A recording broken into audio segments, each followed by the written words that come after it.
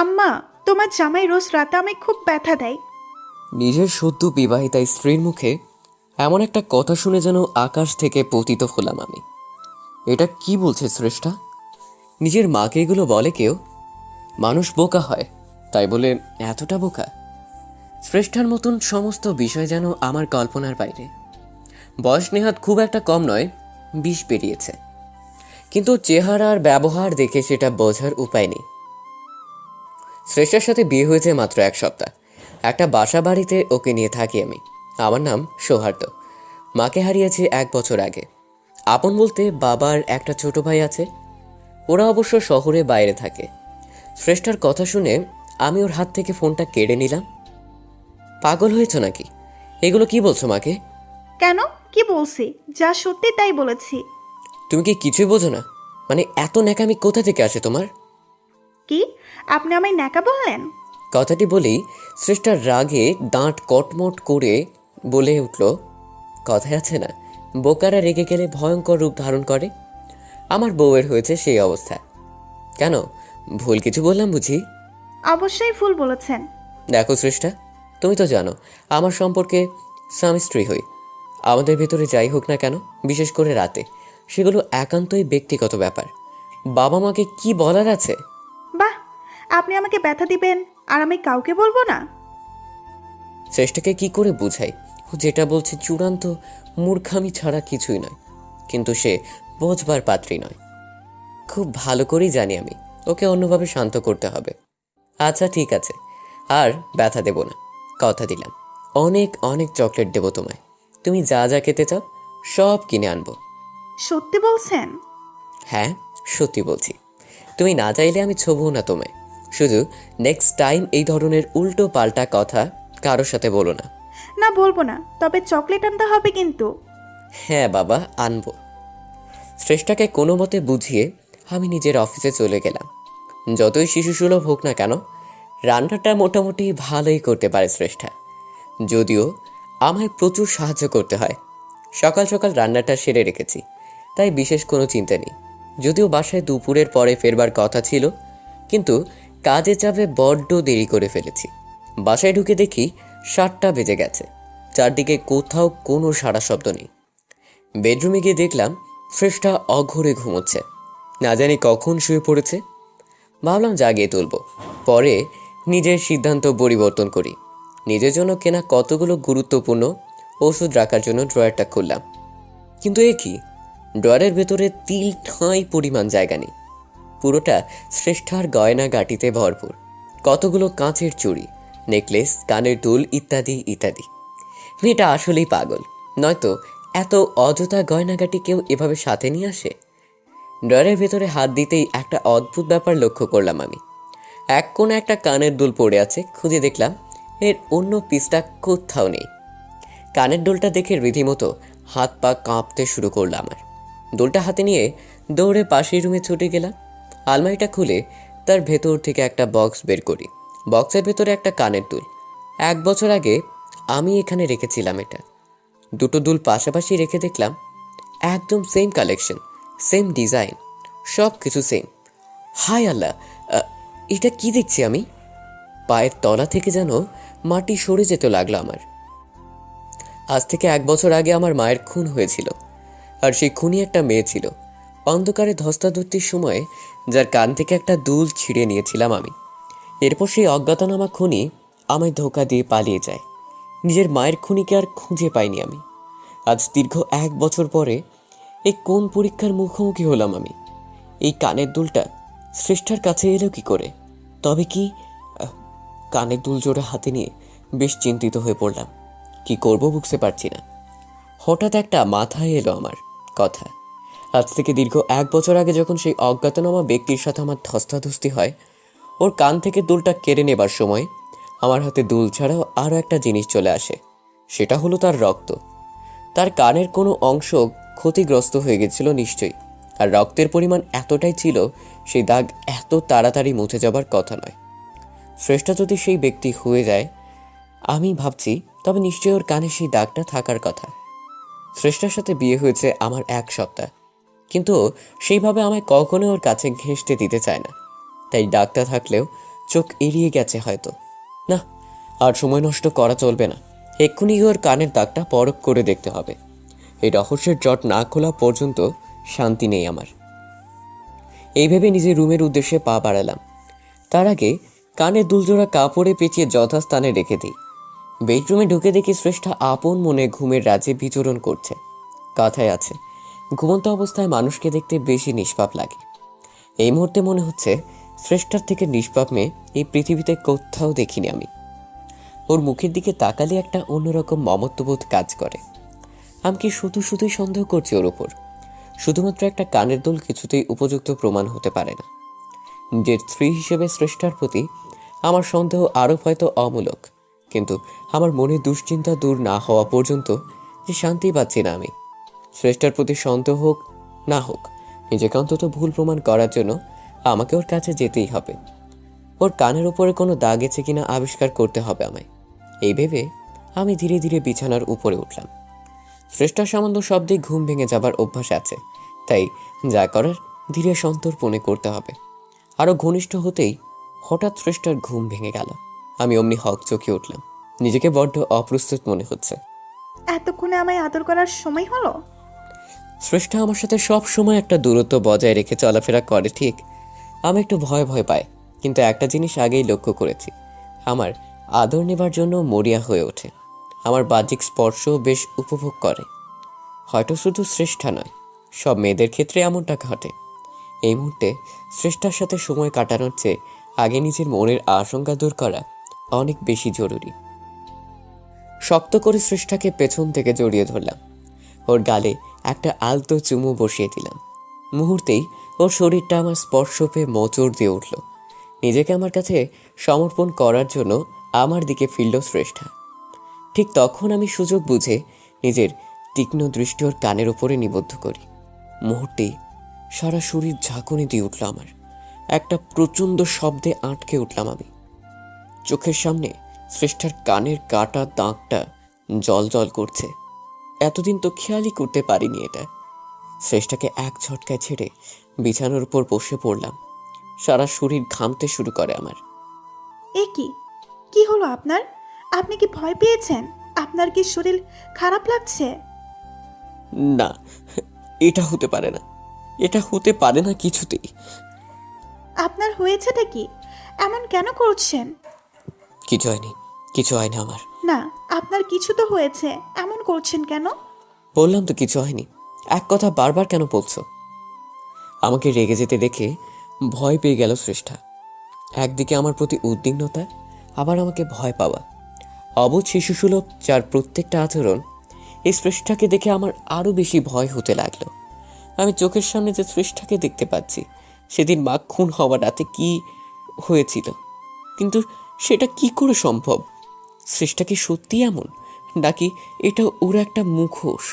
এতটা ছলনা, কপটতা, মিথ্যাচার কেউ কি করে করতে পারে?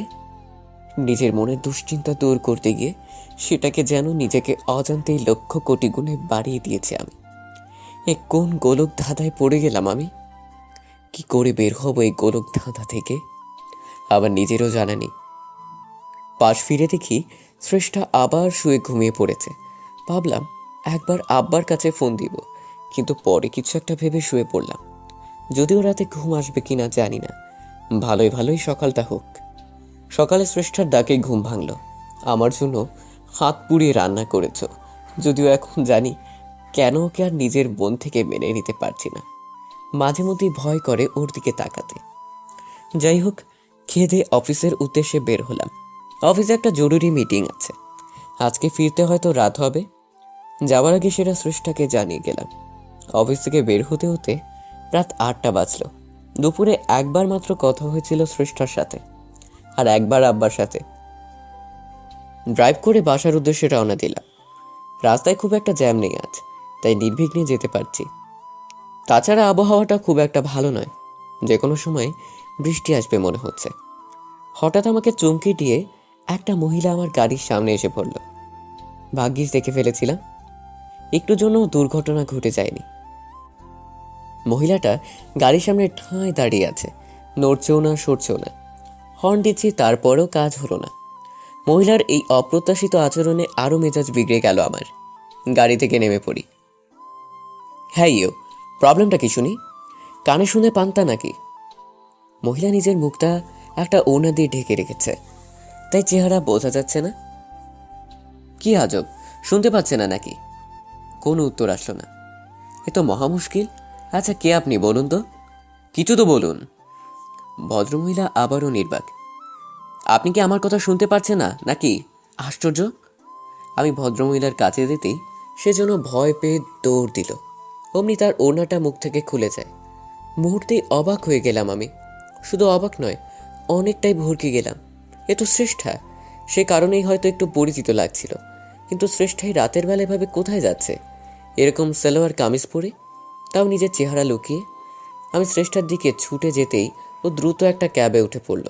তারপর বিপরীত দিকে, অর্থাৎ আমার অফিসের দিকে চলে যায়। চোখের সামনে কি ঘটল কিছুই বুঝতে পারছি না। শ্রেষ্ঠা এইভাবে রাতের বেলা কোথায় যাচ্ছে? আর ও আমাকে দেখে পালিয়ে গেল কেন? শ্রেষ্ঠা কোথায় গিয়েছে আমি জানি না, কিন্তু আমি আজ বাসায় গিয়ে বসে থাকবো। ফিরতে তো হবেই ওকে। তারপর দেখি কি উত্তর দেয় ও আমায়। বেশ, এরকম বেকায়দায় ফেলা যাবে আজ শ্রেষ্ঠাকে। এভাবেই দ্রুত ড্রাইভ করে নিজের বাসায় পৌঁছলাম। মেইন গেট পেরিয়ে দরজার সামনে আসতেই দেখতে পাই ভেতর থেকে দরজা লক করা। নিশ্চয়ই আব্বার ছোট ভাই এসেছে গ্রাম থেকে। ওদের আজকে আসার কথা ছিল।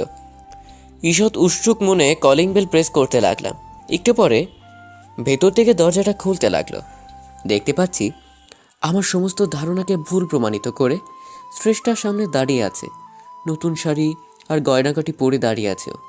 আমায় দেখে একটা অদ্ভুত হাসি দিল। তুমি এসে গেছো?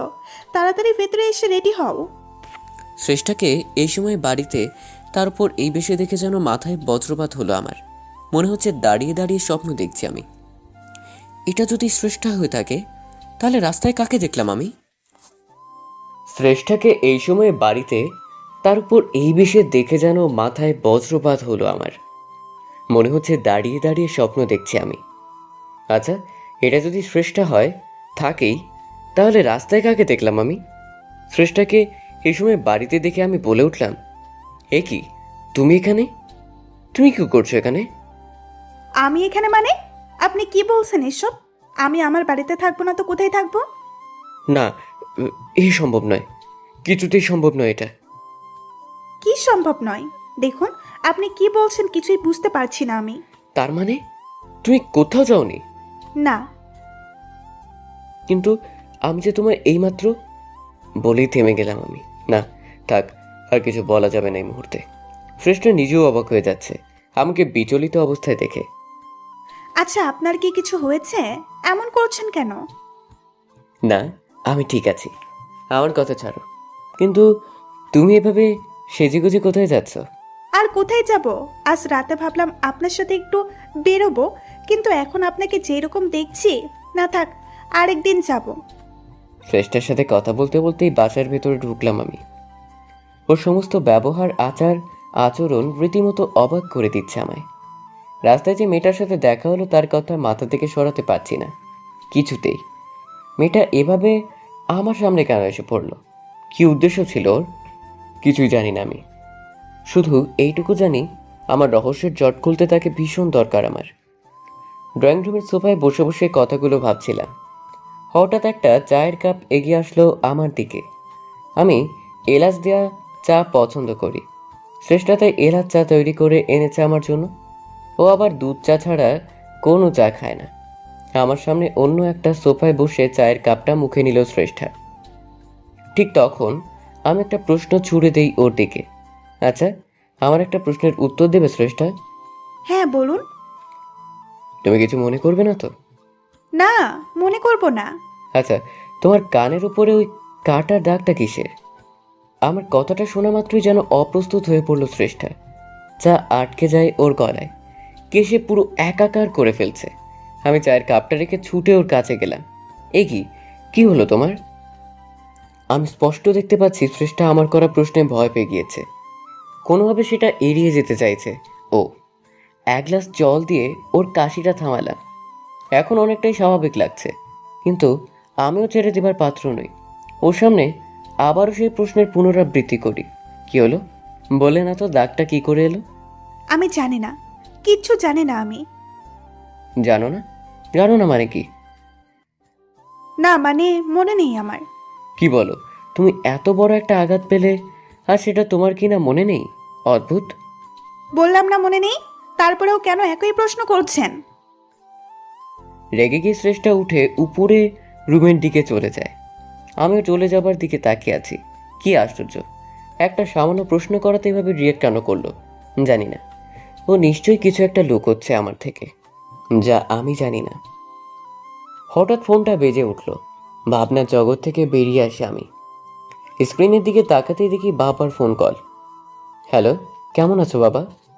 আমি তো ভালোই আছি। তোরা কেমন আছিস বল? হ্যাঁ, আমরা সবাই ভালো আছি। আচ্ছা, মিছিল কেমন আছে? ও ভালো আছে। শোন, একটা কথা। হ্যাঁ বলো। আমরা কাল শহরে আসছি, আমার সাথে মিছিলও আসবে। তোদের কোনো সমস্যা হবে না তো? সমস্যা হবে মানে? কি যে বলো না। তুমি যখন খুশি যাকে খুশি নিয়ে এসো আমার বাসায়। আচ্ছা, ঠিক আছে। আর তুই কিছু মনে করিস না, ওটা তো এমনি মজা করে বললাম। হুম, তোমরা যত দ্রুত সম্ভব চলে আসো, তোমাদের পেলে শ্রেষ্ঠাও খুশি হবে। তারপর আরও কিছুক্ষণ বাবার সাথে কথা বলে ফোন রেখে দিলাম। বাবার সাথে কথা বলে বেশ ভালোই লাগলো। বাবার ভাই আসছে অনেক দিন পরে। অবশ্য বিয়েটা আমাদের গ্রামের বাড়িতেই বসেই হয়েছিল। আমাদের বাসায় প্রথম আসছে ওরা। এটা ভেবেই বেশি খুশি লাগছে। কিন্তু সমস্ত ভালো লাগার ভেতরেও যখন শ্রেষ্ঠার রাস্তায় দেখা সেই মহিলার কথা মনে পড়ে, সকল আনন্দ ভালো লাগা নিমিষে বিষাদ আর দুশ্চিন্তায় পরিণত হয়। আমি নিজেও জানি না এই ভয়ঙ্কর দুশ্চিন্তা থেকে কবে বের হতে পারবো। তবে যত দ্রুত সম্ভব আমাকে এই দুশ্চিন্তা থেকে বের হতেই হবে।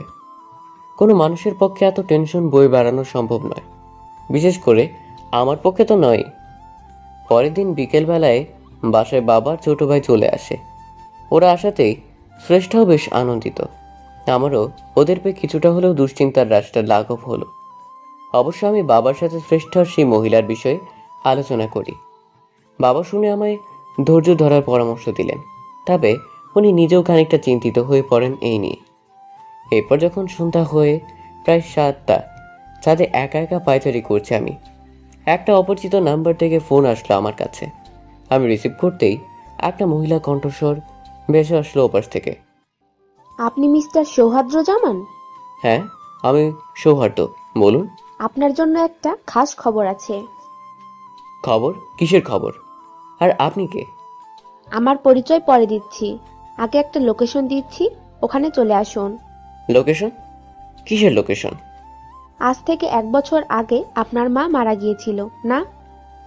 মানে আপনারা যতদূর জানেন।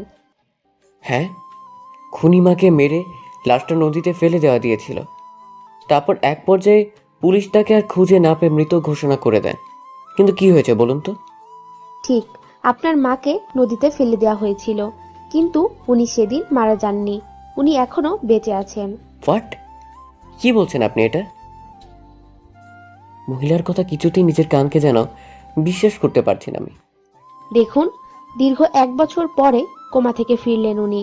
তারপর ওনার মুখ থেকে আপনাদের বিষয়ে বিস্তারিত জানতে পেলাম। আর হ্যাঁ, উনি এটাও জানেন কে তাকে খুন করার চেষ্টা করেছিল এবং কেন। সবটা মনে করতে পেরেছেন উনি। মহিলার কথা শুনে যেন হাত থেকে ফোনটা মেঝেতে পড়ে গেল আমার। যেন একটা প্রচণ্ড ঝাঁকুনি দিয়ে উঠল শরীরটা। মা কি সত্যি বেঁচে আছে? আর সেটা কিনা এতগুলো দিন পরে জানতে পারছি আমি। নাকি আমাকে ফাঁদে ফেলার ষড়যন্ত্র করছে কেউ? এই মুহূর্তে কি করা উচিত আমার? না, এ বিষয়ে আগে বাবার সাথে কথা বলতে হবে, তারপর যা করার করব। ফোনটা রেখে ড্রয়িং রুমের দিকে ছুটে গেলাম আমি। আমার মুখ থেকে সবটা শুনে অবাক হয়ে গেল বাবা। কি বলিস কি? তোর মা বেঁচে আছে? কিন্তু কি করে সম্ভব হলো সেটা? হ্যাঁ বাবা, আমি তো অবাক হলাম এটা শুনে। প্রথমে তো বিশ্বাসই করতে পারিনি। আচ্ছা, ফোন যে করেছিল তার কোনো পরিচয় জানতে পেরেছিস কি? না, উনি তো নিজের বিষয়ে কিছুই বললেন না আমায়।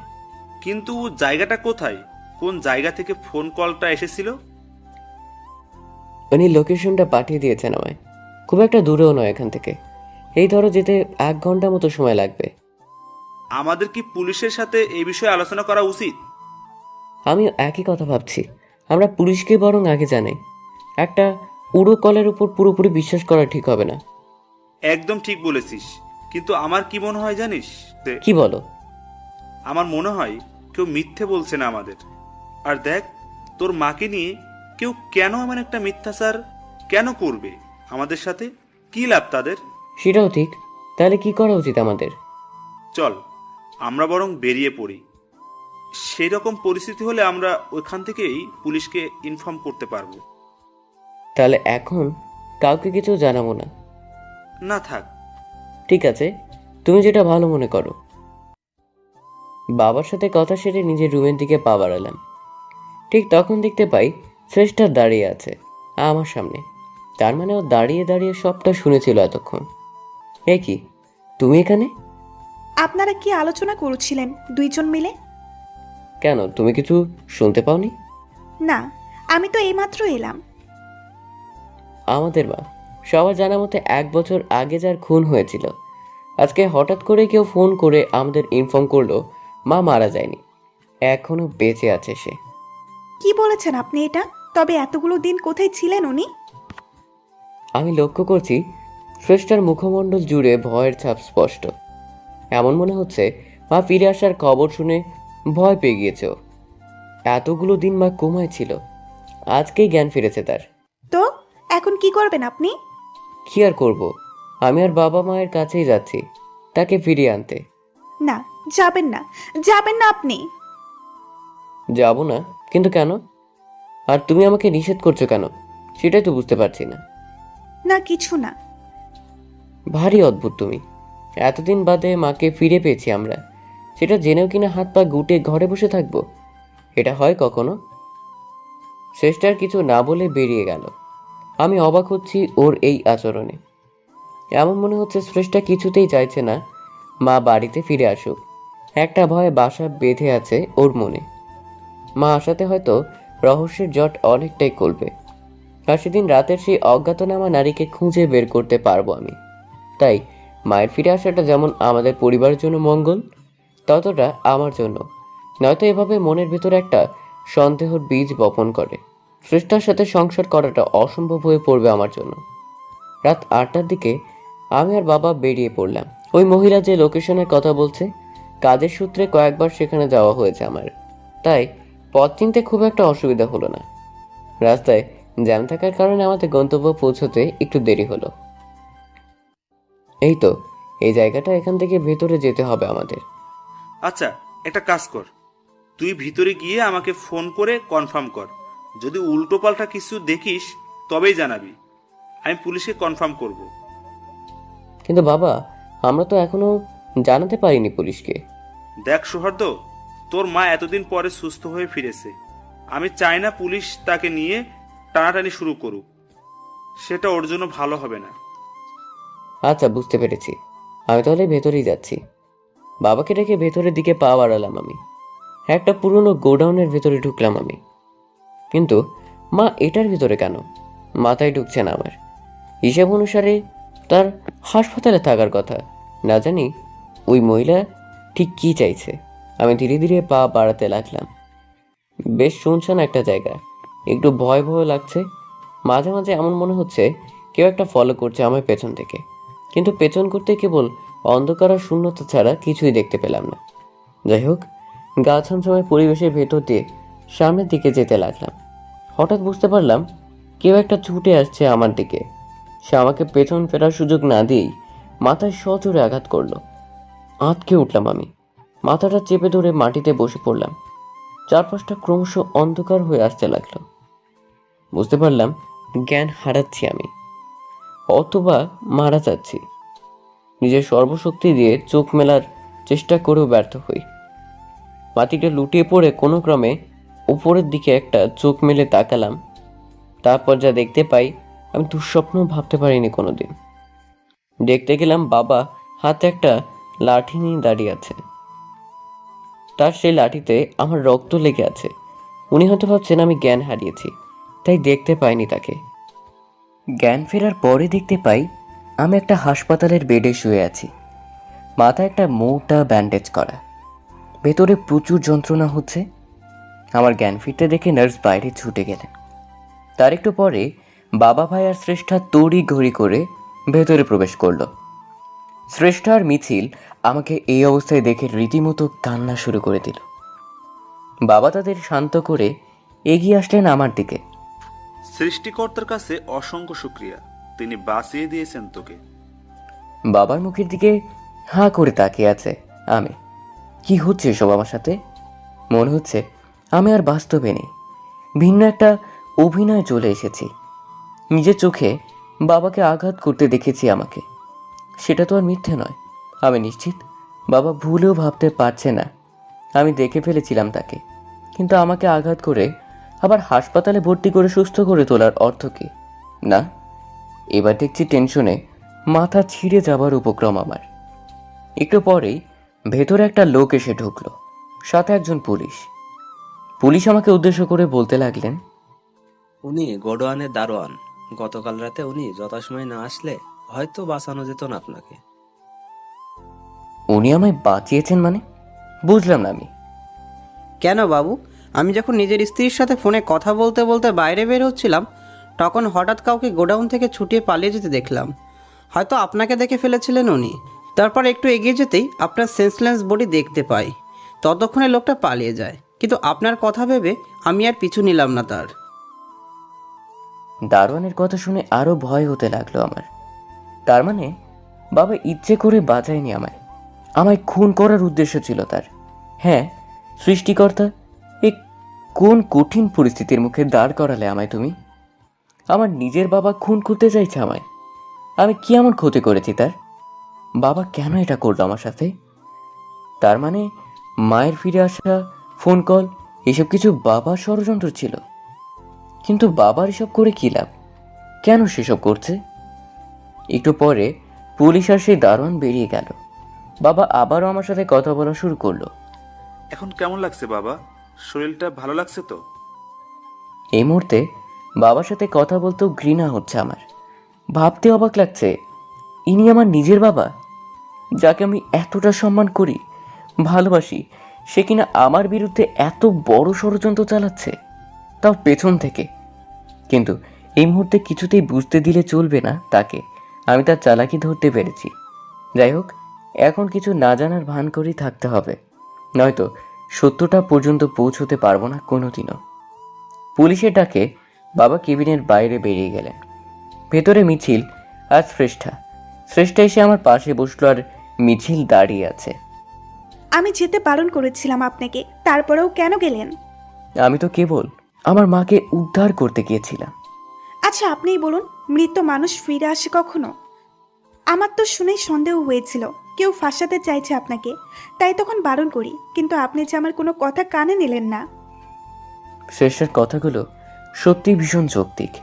আমি নিজেও এতটা ডিপলি ভাবিনি, কিন্তু শ্রেষ্ঠাও তো আমার সন্দেহের তালিকার বাইরে নয়। বাবার বিরুদ্ধে প্রমাণ আমি নিজেই, কিন্তু শ্রেষ্ঠা, ওর আসল রূপ কি করে সামনে আনবো আমি? ও কি সত্যি আমার ভালো চায়, নাকি এটা ওর একটা মুখোশ, ঠিক বাবার মতো? এই পৃথিবীতে আমিই বোধহয় একমাত্র হতভাগ্য মানুষ, যাকে কিনা তার জন্মদাতা পিতা খুন করতে চাইছে, যাকে কিনা নিজের স্ত্রীকে প্রতিক্ষণ আর প্রতি মুহূর্তে সন্দেহের চোখে দেখতে হচ্ছে। এই যন্ত্রণাদায়ক জীবনের থেকে মৃত্যু অনেক অনেক শ্রেয়। কিন্তু মায়ের খুনির পরিচয় না জেনে আমার বাবা কেন খুন করতে চাইছে আমায়, এটা না জেনে মোড়েও শান্তি পাবো না আমি।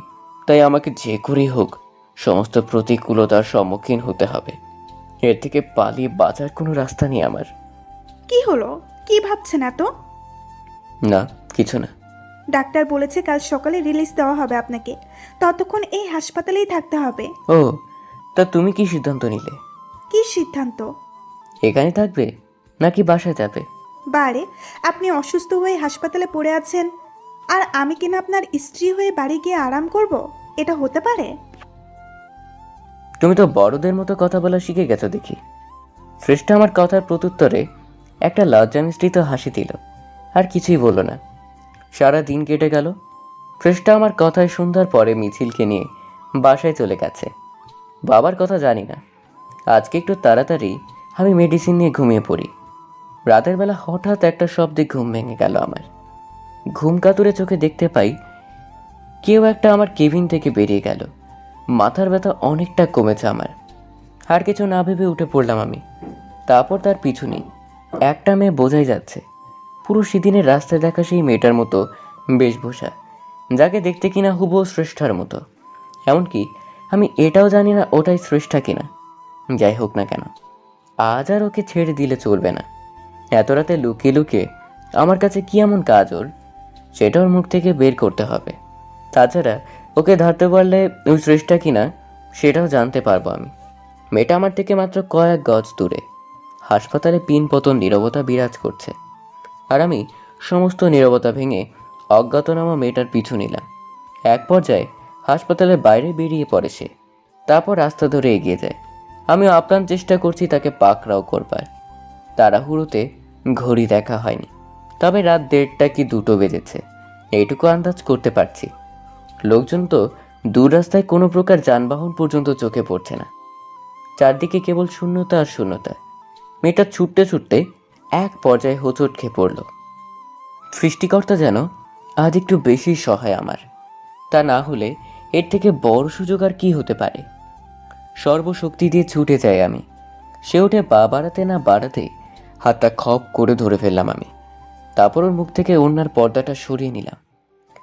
যা অনুমান করেছিলাম তাই। রাস্তায় দেখাও সেই মেয়েটা। নিজের সামনে যেন সৃষ্টাকেই দেখেছি আমি। মেয়েটা নিজেকে ছাড়িয়ে পালিয়ে যেতে চাইছে, কিন্তু আমার হাত থেকে নিজেকে মুক্ত করা যে এত সহজ নয় তার জন্য। কোথায় পালাচ্ছ? তোমার সব খেলা শেষ, ধরে ফেলেছি তোমায় আমি। তাকে উদ্দেশ্য করে বলে উঠলাম আমি। ছাড়ুন আমায় বলছি, ভালো হচ্ছে না একদম। ভালো হচ্ছে না মানে? রাতের বেলা একটা অপরিচিত মানুষের কাছে লুকিয়ে লুকিয়ে যাওয়াটা কি খুব কাজ মনে হয় তোমার কাছে? আমায় ছেড়ে দিন, দয়া করে ছাড়ুন আমায়। ছাড়বো না। আজ তো কিছুতেই ছাড়ছি না তোমায়। সেদিন তো পালিয়ে বেঁচেছিলে, আজ কে বাঁচাবে তোমায়? আপনার কোনো ধারণাও নেই আমার সম্পর্কে। জানেন কি করতে পারি আমি? কে তুমি? কেন আমার সাথে লুকোচুরি খেলা খেলছো? কি চাও তুমি? জানতে চান কি চাই আমি? হ্যাঁ, জানতে চাই। আর জানতে চাই বলেই ছুটে এলাম আমি। ঠিক আছে, আমি বলবো, তার আগে হাতটা ছাড়ুন। আর তুমি ছুটে পালাও, তাই না? তোমার বুদ্ধির জবাব নেই সত্যি। না, আমি পালাবো না। যদি জানার এতই ইচ্ছা থাকে একবার হাতটা ছেড়ে দেখুন। একদম চালাকি করার চেষ্টা করো না। না, করবো না চালাকি। অগত্যা মেয়েটার হাতটা ছেড়ে দিলাম আমি। এমনিতেই আমার আওতার ভেতরে আছে সে, তাই পালাতে চাইলেও এত সহজে পালাতে পারবে না সে। মেয়েটা তার বুকের ভেতরে হাতটা ঢুকিয়ে দিল। কিছু একটা বের করতে চাইছে মনে হচ্ছে। এই, তুমি এটা কি করছো? কি বের করছো এটা? ভয় পাবেন না, প্রমাণ বের করছি। আপনি জানতে চেয়েছিলেন না আমি কে? এই বলেই মেয়েটা আমাকে অবাক করে দিয়ে ওর বুকের ভেতর থেকে একটা পিস্তল বের করে। আমি যেন পুরো বোকা বনে গেলাম তার সামনে। না, তুমি এটা করতে পারো না। এভাবে ধোঁকা দিলে আমায় তুমি। ছি, আমি বিশ্বাস করেছিলাম তোমায়। চুপ থাকো, একদম চুপ থাকো। তোমার মুখে বিশ্বাস আর অবিশ্বাসের কথা মানায় না। আর ভেবো না আমি ছেড়ে দেব তোমায়। এক এক করে সবকিছু শোধ তুলবো। মেয়েটা কি বলছে এসব? আমার উপর এত কি রাগ ওর? আর কিসের শোধ তোলার কথা বলছে ও? আমার মাথায় ঢুকছে না কিছুই। তুমি কি বলছো এসব? যা বলছো ভেবে বলছো তো? আমি তোমায় চিনি না, জানি না। কিসের শোধ তুলতে চাইছো তুমি আমার উপরে? নাকি তুমি আমার পরিচিত কেউ? আচ্ছা, তুমি শ্রেষ্ঠ নাও তো? প্রশ্নগুলো শেষ করতে না করতেই আমাদের পাশ দিয়ে একটা ট্যাক্সি এসে দাঁড়ালো। মেয়েটা আমার দিকে পিস্তলটা টাক করে রেখেই গাড়িতে গিয়ে উঠল। ভারী শিয়ানা মেয়ে সে। আমি তার পিছু করেছি এটা খেয়াল করে পালানোর বন্দোবস্ত ভালোভাবেই করে ফেলেছিল। এভাবে আমাকে মৃত্যুর সামনে দাঁড় করিয়ে এক পর্যায়ে পালিয়ে যায় মেয়েটা। আমার হা করে তাকিয়ে সেই দৃশ্য দেখা ছাড়া কোনো উপায় ছিল না। তবে যাই হোক না কেন, এই মেয়েটা কিছুতেই শ্রেষ্ঠা হতে পারে না, এটা আমি নিশ্চিত। শ্রেষ্ঠা এতটা ধুরন্ধর প্রকৃতির কখনোই নয়। তাছাড়া চেহারায় মিল থাকলেও দুজনের আচার ব্যবহার আকাশ পাতাল ব্যবধান। পরক্ষণে বাবার কথা মাথায় আসে আমার। আমি তো ছোটবেলা থেকেই তাকে একজন ফেরেশতার চোখে দেখে এসেছি। সেই মানুষটা যদি আমার সাথে এমন একটা জঘন্য কাজ করতে পারে, তার ভেতরে যদি এমন একটা পশু সত্তা লুকিয়ে থাকতে পারে, তবে শ্রেষ্ঠার ভিতরে কেন নয় আমি জানি না, এই মেয়েটা শ্রেষ্ঠা নাকি অন্য কেউ। তবে সে যেই হোক না কেন, বাবার সাথে তার নিশ্চয়ই কোনো যোগাযোগ আছে, এটা অনেকটা নিশ্চিত আমি। বাবা মারতে চায় আমায়, আর সেও ক্ষতি করতে চাইছে আমার। আবার আজকে রাতে আমার হাসপাতালে থাকার বিষয় জেনে এই পর্যন্ত চলে এলো সে। কেউ সাহায্য না করলে এগুলো একার পক্ষে সম্ভব নয় কিছুতেই। তাই সবার আগে আমাকে এটা জানতে হবে বাবার সাথে এই মেয়েটার কোনো যোগাযোগ আছে কিনা, আর সেই যোগাযোগ কিসের ওপর ভিত্তি করে। এই প্রশ্নের উত্তর জানতে পারলেই আমার রহস্য উন্মোচনের পথটা আরও সহজ হয়ে যাবে। এতক্ষণ ছুটতে ছুটতে বেশ ক্লান্ত হয়ে পড়েছি। আবারও হাসপাতালের দিকে পা বাড়ালাম। মাথায় আবারও পেইন হচ্ছে, আর সেটা হওয়াই স্বাভাবিক। এতক্ষণ যা স্ট্রেস গিয়েছে, নিজের কেবিনে গিয়ে শুয়ে পড়ি, আর তারপর সকাল হবার জন্য অপেক্ষা করতে থাকি। সকালবেলা শ্রেষ্ঠা, মিছিল আর বাবা সবাই এলো হাসপাতালে। আমাকে রিলিজ করা হবে আজকে। আমার সুস্থ হয়ে উঠতে দেখে সবাই বেশ আনন্দিত, বাবাও আনন্দিত। তবে আমি ভালো করে জানি তার এই আনন্দের পেছনে লুকিয়ে আছে এক রাশ ব্যর্থতার হতাশা। সুযোগ পেয়েও নিজের সন্তানকে খুন করতে না পারার হতাশা। হয়তো আবারও সুযোগ খুঁজছে সে, নিজের অসমাপ্ত কাজকে কিভাবে সমাপ্ত করা যায়। ভাইয়া, আজ তোমায় রিলিজ করা হবে তাই না? হ্যাঁ রে। তার মানে আজকেই বাসা যাচ্ছ তুমি? যাচ্ছি। মিছিলকে দেখে হঠাৎ একটা বুদ্ধি আসলো আমার মাথায়। কেবিনে আমার সাথে মিছিল একাই এখন। বাবা শ্রেষ্ঠা বাইরে ফর্মালিটির স্বার্থে ব্যস্ত। আমি মিছিলকে আমার কাছে ডাকি, শোন ভাই, একটু আমার কাছে আয়, আমার পাশে বস। মিছিল আমার কথা মতো আমার পাশে বসলো। আমি জড়িয়ে ধরলাম ওকে, তারপর আরো অধিক ঘনিষ্ঠ হলাম ওর। দেখ, তোকে একটা প্রশ্ন করি, কাউকে আবার বলবি না কিন্তু। কি প্রশ্ন ভাইয়া?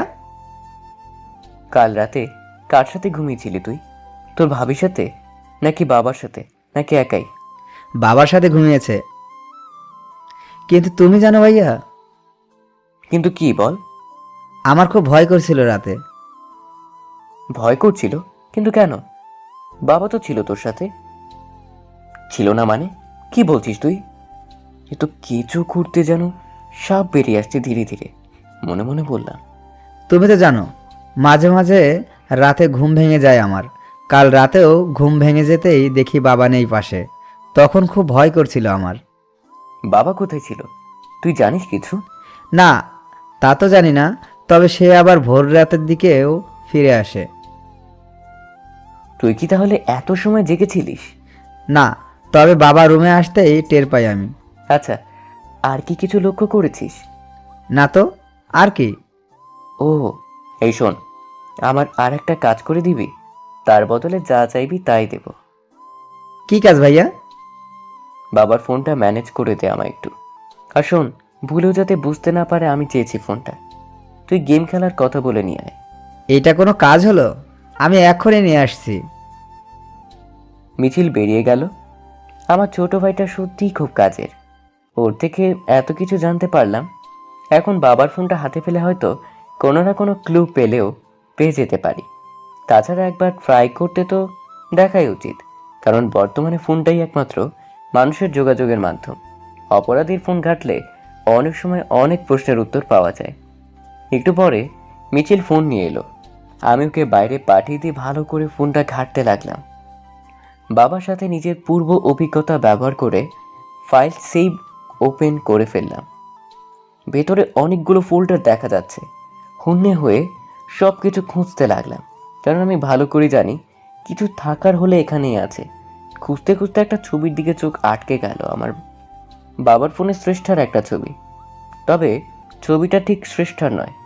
মেয়েটার বেশভূষা সম্পূর্ণ সেই মেয়েটার মতো যার সাথে গতকাল রাতে দেখা হয়েছিল আমার। তার মানে আমি যা অনুমান করেছিলাম তাই, বাবার যোগাযোগ আসে ওর সাথে। মাথাটা বন বন করে ঘুরতে লাগলো আমার। না, যা অনুমান করেছিলাম তাই সত্যি হলো। বাবার সাথে যোগাযোগ আছে মেয়েটার, তা না হলে তার গ্যালারিতে ওর ছবি থাকা কিছুতেই সম্ভব নয়। কিন্তু বাবার সাথে ওর সম্পর্ক কি, এটা আগে জানতে হবে আমাকে। আর তার জন্য আমাকে যত দূর যেতে হয় তাই যাব আমি। এরপর ডক্টর আমাকে রিলিজ করে দেন। সবাইকে নিয়ে নিজের বাসায় ফিরে এলাম আমি। ডাক্তার কিছুদিন রেস্ট নিতে পরামর্শ দিয়েছেন আমায়, তাই কয়েকদিনের জন্য অফিসের ছুটি নিয়েছি। ড্রয়িং রুমে বসে বসে মিছিলের সাথে টিভি দেখছি। হঠাৎ একটা বোল এগিয়ে আসলো আমার দিকে। এই যে আপনার জন্য চিকেন স্যুপ। Chicken soup?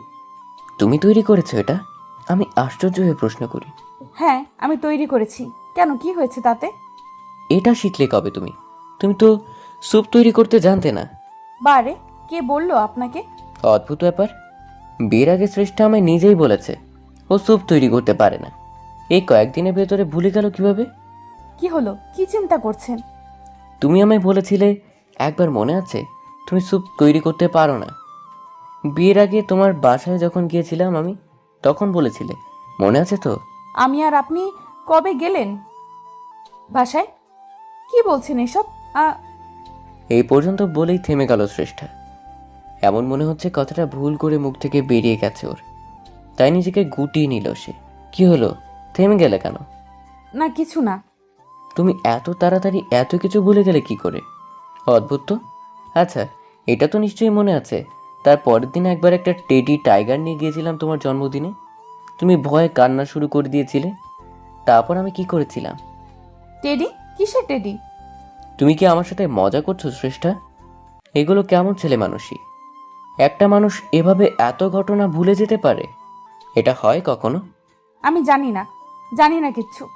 আমাকে কিচ্ছু জিজ্ঞেস করবেন না। আমি হতবাক হয়ে চেয়ে আছি ওর যাওয়ার দিকে।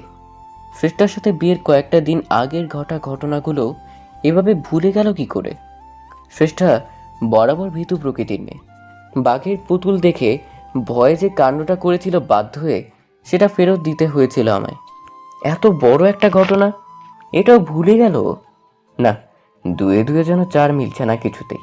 তাছাড়া ওকে আমি কিছু জিজ্ঞেস করতেই কেমন জানি ভয়ে চুপসে গেল। এমন মনে হলো কিছুই জানে না ও, তাই আমার প্রশ্নের উত্তর দিতে ভয় পাচ্ছে। কিন্তু এমনটা তো হবার কথা নয়। শ্রেষ্ঠার সাথে বিয়ে হয়েছে আমার 1 সপ্তাহ আগে, এটা ঠিক, কিন্তু ওকে আমি তারও সামান্য কয়েক বছর আগে থেকেই চিনি। ওর সাথে একটা ভালোবাসার সম্পর্ক ছিল আমার। হয়তো ওর আর আমার বয়স, আচার ব্যবহার, প্রকৃতি কোনো কিছুই তেমন ম্যাচ করে না, কিন্তু ওর শিশুসুলভ আচরণ, ওর উড়ন্তপনা ওর প্রতি আকৃষ্ট করে আমায়।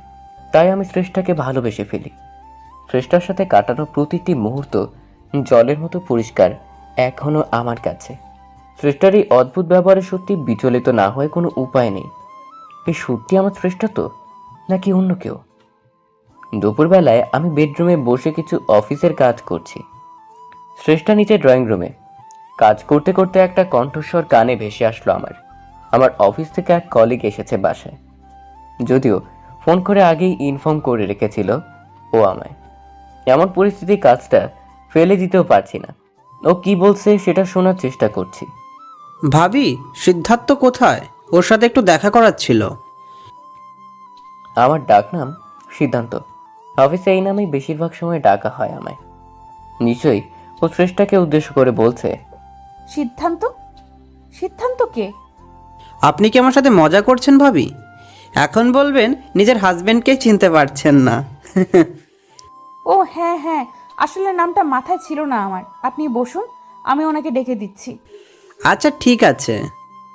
শ্রেষ্ঠা সিঁড়ি বেয়ে উপরে উঠে আসতে লাগলো। আবারও একটা খটকা। আমার ডাকনাম সিদ্ধান্ত জামান। অফিসের কলিগ সহ অনেকেই এই নামেই ডাকা আমায়, এমনকি বিয়ের আগে শ্রেষ্ঠাও এই নামে ডাকতো। আমার নামটা শুনে এভাবে চিনতে না পারাটা এবার সত্যি আরো বেশি ভাবে তুলছে আমায়। একটা মানুষ সব কিছু ভুলে যেতে পারে, কিন্তু কারোর নাম, সেটা কি করে ভুলে যায়? এবার মনে হচ্ছে টেনশনে মাথা ছিঁড়ে যাবে আমার। এসব কি হচ্ছে আমার সাথে? একের পর এক জটিল থেকে জটিলতর প্রশ্নের সম্মুখীন হচ্ছি, যার উত্তর জানা নেই আমার। সকালবেলা শ্রেষ্ঠার বিয়ের আগের ঘটনাগুলো মনে করতে না পারা, এখন আবার আমার নাম ভুলে যাওয়া। আমি শ্রেষ্ঠার হাজব্যান্ড হই। বিয়ের আগেও বহুদিন পরিচয় ছিল আমাদের, যদিও ওইরকম ঘনিষ্ঠতা ছিল না আমাদের। শ্রেষ্ঠা এখন আমাকে আপনি করে ডাকতে অভ্যস্ত, তাই বলে কেউ নিজের স্বামীর নাম ভুলে যায়? ভাবনা রেশ না কাটতেই শ্রেষ্ঠা রুমে ঢুকে পড়ল। আমি ওর সাথে নিচে গেলাম। তারপরে কলিগের সাথে কথা বলতে বলতে একটু বাইরে বের হলাম। বাড়ি ফিরতে ফিরতে একটু লেট হলো। ড্রয়িং রুমে ঢুকে দেখি মিছিল বসে বসে মোবাইল ঘাটছে। কি হলো? সারাদিন মোবাইল নিয়ে এত ডুবে থাকলে হবে? তো ভাবি কোথায়? জানি না। মিছিল বিরক্তিসূচক উত্তর দিয়ে আবারও মোবাইলের দিকে মনোযোগ নিবেশ করে। আমি এগিয়ে গেলাম ওর দিকে। কি হলো? কি দেখছিস মনোযোগ দিয়ে এত? ভাই, একটা গল্প পড়ছি, প্রদীপচন্দ্র তিয়াস ভাইয়া প্রদীপ স্টোরিজ নামে একটা নতুন পেজ খুলেছেন, ওখান থেকে তার গল্প পড়ছি। ও এই কথা। আমি ব্ল্যাক AUI গ্রুপে তার গল্প পড়েছি। তোকে সময় অ্যাড করে দিব। খুব ভালো একটা গ্রুপ। ঠিক আছে।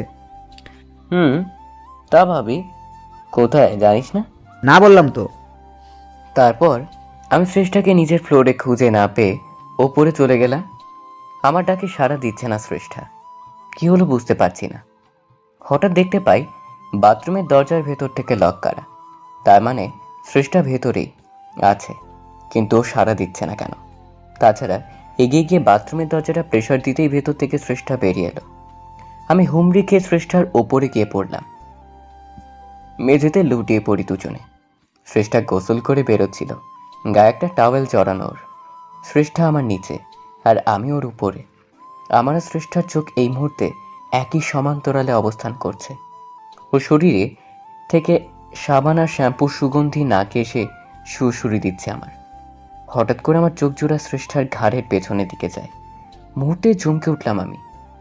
শ্রেষ্ঠার ঘাড়ের নিচে একটা জন্ম দাগ ছিল। ও নিজেই আমার সাথে এই দাগের কথা শেয়ার করেছে। এমনকি বিয়ের আগে একবার ছেলে মানুষই বশত দেখিয়েছিল আমায়। বিয়ের পরে শ্রেষ্ঠার সাথে সেরকম অন্তরঙ্গতা হয়নি কখনো। ও সব সময় এড়িয়ে চলতো আমায়। আমাদের ভেতরে শারীরিক সম্পর্ক হলেও সেটা জাস্ট অন্ধকার ঘরে দায় সারাভাবে। তাই ওর কোনো কিছুই দৃষ্টিগোচর হয়নি আমার। কিন্তু আজকে এটা কি দেখছি আমি? শ্রেষ্ঠার ঘাড়ের উপর থেকে জন্মদাগটা গেল কোথায়? আমাকে ঠেলে দিয়ে উঠে পড়ল শ্রেষ্ঠা। তারপরে বাথরুম থেকে দ্রুত প্রস্থান করে। আমি হতবাক হয়ে তাকিয়ে আছি ওর দিকে। না, এটা আমার শ্রেষ্ঠা হতে পারে না কিছুতেই। এই কারণেই এতটা দূরত্ব। এবার সবকিছু পরিষ্কার হচ্ছে আমার চোখে। আসলে শ্রেষ্ঠা সে নয় তো যার সাথে এর আগে দুবার পথে দেখা হয়েছে আমার। তার মানে ওরা দুজন এক নয়, সম্পূর্ণ আলাদা সত্তা। আমি যাকে এতদিন শ্রেষ্ঠা ভেবে আসছি সে শ্রেষ্ঠা নয়। যে আমার বাবার সাথে হাত মিলিয়ে আমার ক্ষতি করতে চাইছে সেই আসল শ্রেষ্ঠা। এটা ভাবতে ভাবতে আমার পায়ের তলা থেকে মাটি সরে যেতে লাগলো আমার। যদিও আমি জানি না আমার ভাবনা কতটুকু সত্য, নাকি পুরোটা মনের ভুল। আমি যতদূর জানতাম তোমার ঘাড়ের নিচে একটা জন্মদাগ ছিল, সেটা উধাও হয়ে গেল কি করে? কি? আপনি আমার ঘাড় দেখেছেন? আপনি কি করলেন এটা? কেন করলেন? এই শোনো, ন্যাকামো একদম কম করো। আমি জানি তুমি সব বুঝতে পারো, সব জানো তুমি। আমার সামনে বাচ্চাদের মতো আচরণ করে কোনো লাভ নেই। তার আগে আপনি বলুন, আমার ঘাড় দেখলেন কেন? কেন, খুব সমস্যা হয়ে গেল নাকি ধরা পড়ার ভয়ে? ধরা পড়া? কি বলছেন আপনি এসব? কি করেছি আমি? আমার সাথে নাটক করো না। বলো, তোমার দাগটা কোথায় গেল? আমি জানি না। জানো না? এটা কোনো প্রশ্নের উত্তর হলো না। আমি সত্যি জানি না, বললাম তো। আগে তো ছিল। আমি স্পষ্ট বুঝতে পারছি শ্রেষ্ঠা আবারও মিথ্যে বলছে আমায়। এভাবে কারো শরীর থেকে জন্মদাগ উধাও হয়ে যেতে পারে না। তাছাড়া এখন ওকে আর প্রশ্ন করে বিশেষ কোনো লাভ হবে না। এভাবে নাটক করে সবটা এড়িয়ে যাবার চেষ্টা করবে। যা প্রমাণ জোগাড় করার নিজেকেই করতে হবে আমায়। এই মুহূর্তে আমার সব থেকে বেশি যেটা দরকার সেটা হলো ওই মেয়েটার পর্যন্ত পৌঁছানো। কিন্তু কোথায় পাবো ওকে আমি? এর আগেই ওর সাথে কয়েকবার দেখা হয়েছে আমার, কিন্তু সেটা আমার ইচ্ছে নয়, ওর ইচ্ছায়। এখন আমার নিজের প্রয়োজনে ওকে দরকার আমার। ভাবতে ভাবতে হঠাৎ একটা বুদ্ধি আসলো আমার মাথায়। সেদিন বাবার ফোনে মেয়েটার ছবি দেখেছি আমি, আর আমি এটাও নিশ্চিত বাবার সাথে ওর কোনো যোগাযোগ আছে। তার মানে বাবার ফোনে নিশ্চয়ই ওর কন্ট্যাক্ট নাম্বার থাকবে। আবারও বাবার ফোনের প্রয়োজন আমার। নেহাত সেদিন সময় পাইনি, নয়তো সেদিন নাম্বারটা ফোন থেকে জোগাড় করে ফেলতাম। আর যে করেই হোক ফোনটা আবারও আমার হাতে আসা চাই, কিন্তু সেটা কি করে? বাবার কাছে গিয়ে কিছুতেই সরাসরি ফোনটা চাইতে পারি না আমি। এই সময় মিছিলটাও নেই বাড়িতে। ও থাকলে আগের বারের প্ল্যানটা অ্যাপ্লাই করা যেত। এখন তার আর সুযোগ নেই। বাবার রুমে গিয়ে দেখি সে শুয়ে শুয়ে একটা পত্রিকা পড়ছে, ফোনটা পাশেই রাখা। এখন তাকে বুদ্ধি করে বিছানা থেকে তুলতে পারি, তবে আমার কাজ অনেকটাই সম্পূর্ণ হয়ে যায়। কিন্তু কিভাবে করব এই কাজ ভাবতে ভাবতে আরও একটা নতুন প্ল্যান ঠিক করে ফেলি। যথেষ্ট তাড়াহুড়োর ভান করে রুমের ভেতরে ঢুকলাম আমি। বাবা, কি করছো? এই তো, তেমন কিছু না। কেন, কি হয়েছে? আমার সাথে একটু বাইরে বেরোতে পারবে? এই দুপুরবেলা কোথায় যাবি? একটু বের হব, কাজ আছে। তুমি রেডি হও। কিন্তু কি কাজ? যেতে যেতে বলছি তোমায়, এখন এত কথা বলার সময় নেই। আচ্ছা ঠিক আছে, তুই গিয়ে রেডি হ। আর একটা কথা, আমাদের ফিরতে লেট হতে পারে। তুমি তো মনে হয় এখনো গোসল করনি। গোসলটা সেরেই বের হই দুজন। সে কি? কেন দেরি হবে কেন? আমি শিওর না, হতেও পারে। কি যে বলছিস বুঝতে পারছি না আমি কিছুই। আচ্ছা যাই, তবে গোসলটা করেই আসি। তাছাড়া এমনিতেও গোসল করতে হতো একটু পরে। এবার আমার কাজটা অনেক সহজ হয়ে গেল। বাবা গোসল করার জন্য বাথরুমে ঢুকে পড়লেন। আমি সুযোগ বুঝেই আবারও রুমে ঢুকে পড়ি। তার ফোনটা বিছানার উপরেই রাখা আছে, হামলে পড়ি সেটার উপর। ভাগ্যিস মিছিলের কল্যাণে পাসওয়ার্ড জানা ছিল আমার। প্রথমেই কন্ট্যাক্ট লিস্টে ঢুকে চিরুনি তল্লাশি চালাই, সকল নাম্বার একে একে চেক করতে থাকি। হঠাৎ একটা অদ্ভুত ব্যাপার চোখে পড়ল আমার। আমার নামে একটা নাম্বার সেভ করে রাখা, কিন্তু ওই নাম্বারটা আমার নয়। কিছু তো একটা গন্ডগোল আছে এই নাম্বারে। তা না হলে নামের সাথে নাম্বারের মিল থাকবে না কেন? নাম্বারটা চট করে নিজের ফোনে টুকে নিলাম। সন্দেহের লিস্টার যতগুলো নাম্বার ছিল সবগুলো টুকে নিলাম। তারপর তাড়াতাড়ি রুম থেকে বেরিয়ে পড়ি। বাবা এমনিতেই ধূর্ত প্রকৃতির মানুষ, তাই তাকে আমার সন্দেহ করার সুযোগ দিলাম না। দুপুরের পরে কাজের বাহানায় বাইরে বেরিয়ে পড়লাম দুজনে। আবার সন্ধ্যার আগেই ফিরে আসি। এতক্ষণ বাবার সাথে থাকাতে নিজের প্ল্যানের কোনো কাজ করা হয়নি, কিন্তু এবার আর সময় নষ্ট করা চলবে না। নতুন একটা সিম কার্ড দিয়ে একে একে সমস্ত নাম্বার ডায়াল করতে থাকি।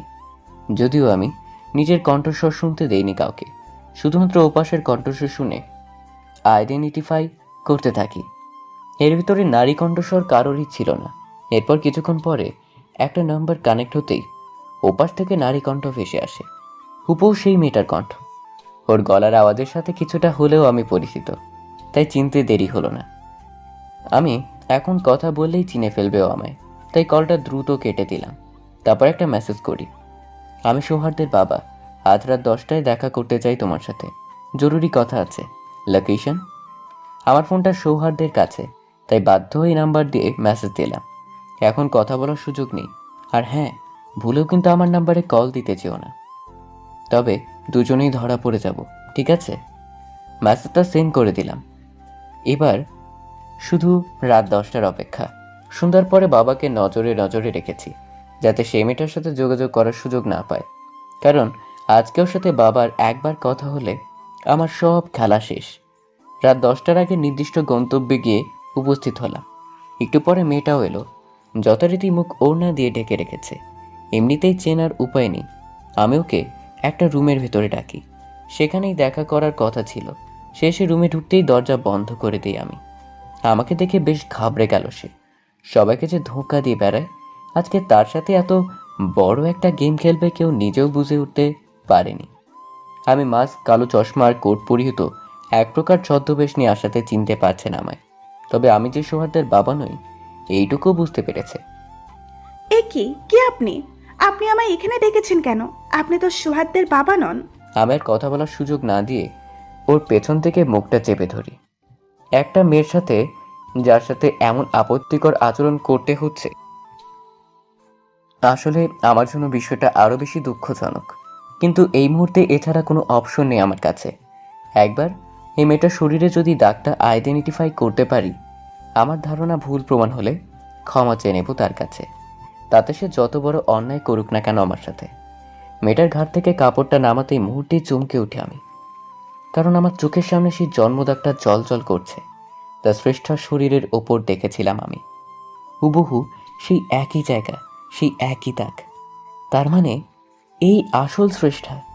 তাহলে আমার বাড়িতে যে আছে সে কে? তার শ্রেষ্ঠা সেজে থাকার উদ্দেশ্য কি? আর বাচ্চা সুলভ সেই সহজ সরল শ্রেষ্ঠারই বা হঠাৎ করে এমন পরিবর্তন হলো কি করে? আমি ধরে ফেলেছি তোমায়। তুমিই আমার শ্রেষ্ঠা। কে আপনি? আপনার কণ্ঠস্বর পরিচিত লাগছে আমার। আমি কে দেখতে চাও? তবে দেখে নাও। এই বলে মুখ থেকে মাস্কার চশমাটা খুলে ফেললাম। নিজের সামনে আমাকে দেখেই চমকে উঠে শ্রেষ্ঠা। আমায় ভাবে এখন দেখতে পাওয়া ওর কাছে বিনা মেঘে বজ্রপাতের মতো। শ্রেষ্ঠা বেরিয়ে যাবার জন্য পা বাড়ালো, ঠিক তখন আমি ওকে নিজের দিকে টেনে নিই। তারপর ওকে মুখোমুখিভাবে জড়িয়ে ধরি। কি হচ্ছে এগুলো? ছাড়ুন আমায়। আর আমি শ্রেষ্ঠা নয়। তুমি আর আমাকে ফাঁকি দিতে পারবে না। আমি জানি তুমিই শ্রেষ্ঠা। না, আমি শ্রেষ্ঠা নয়। তাহলে কে তুমি? আমি আমি প্রকৃতি। আমি বুঝতে পারলাম শ্রেষ্ঠা আবারও মিথ্যে বলছে।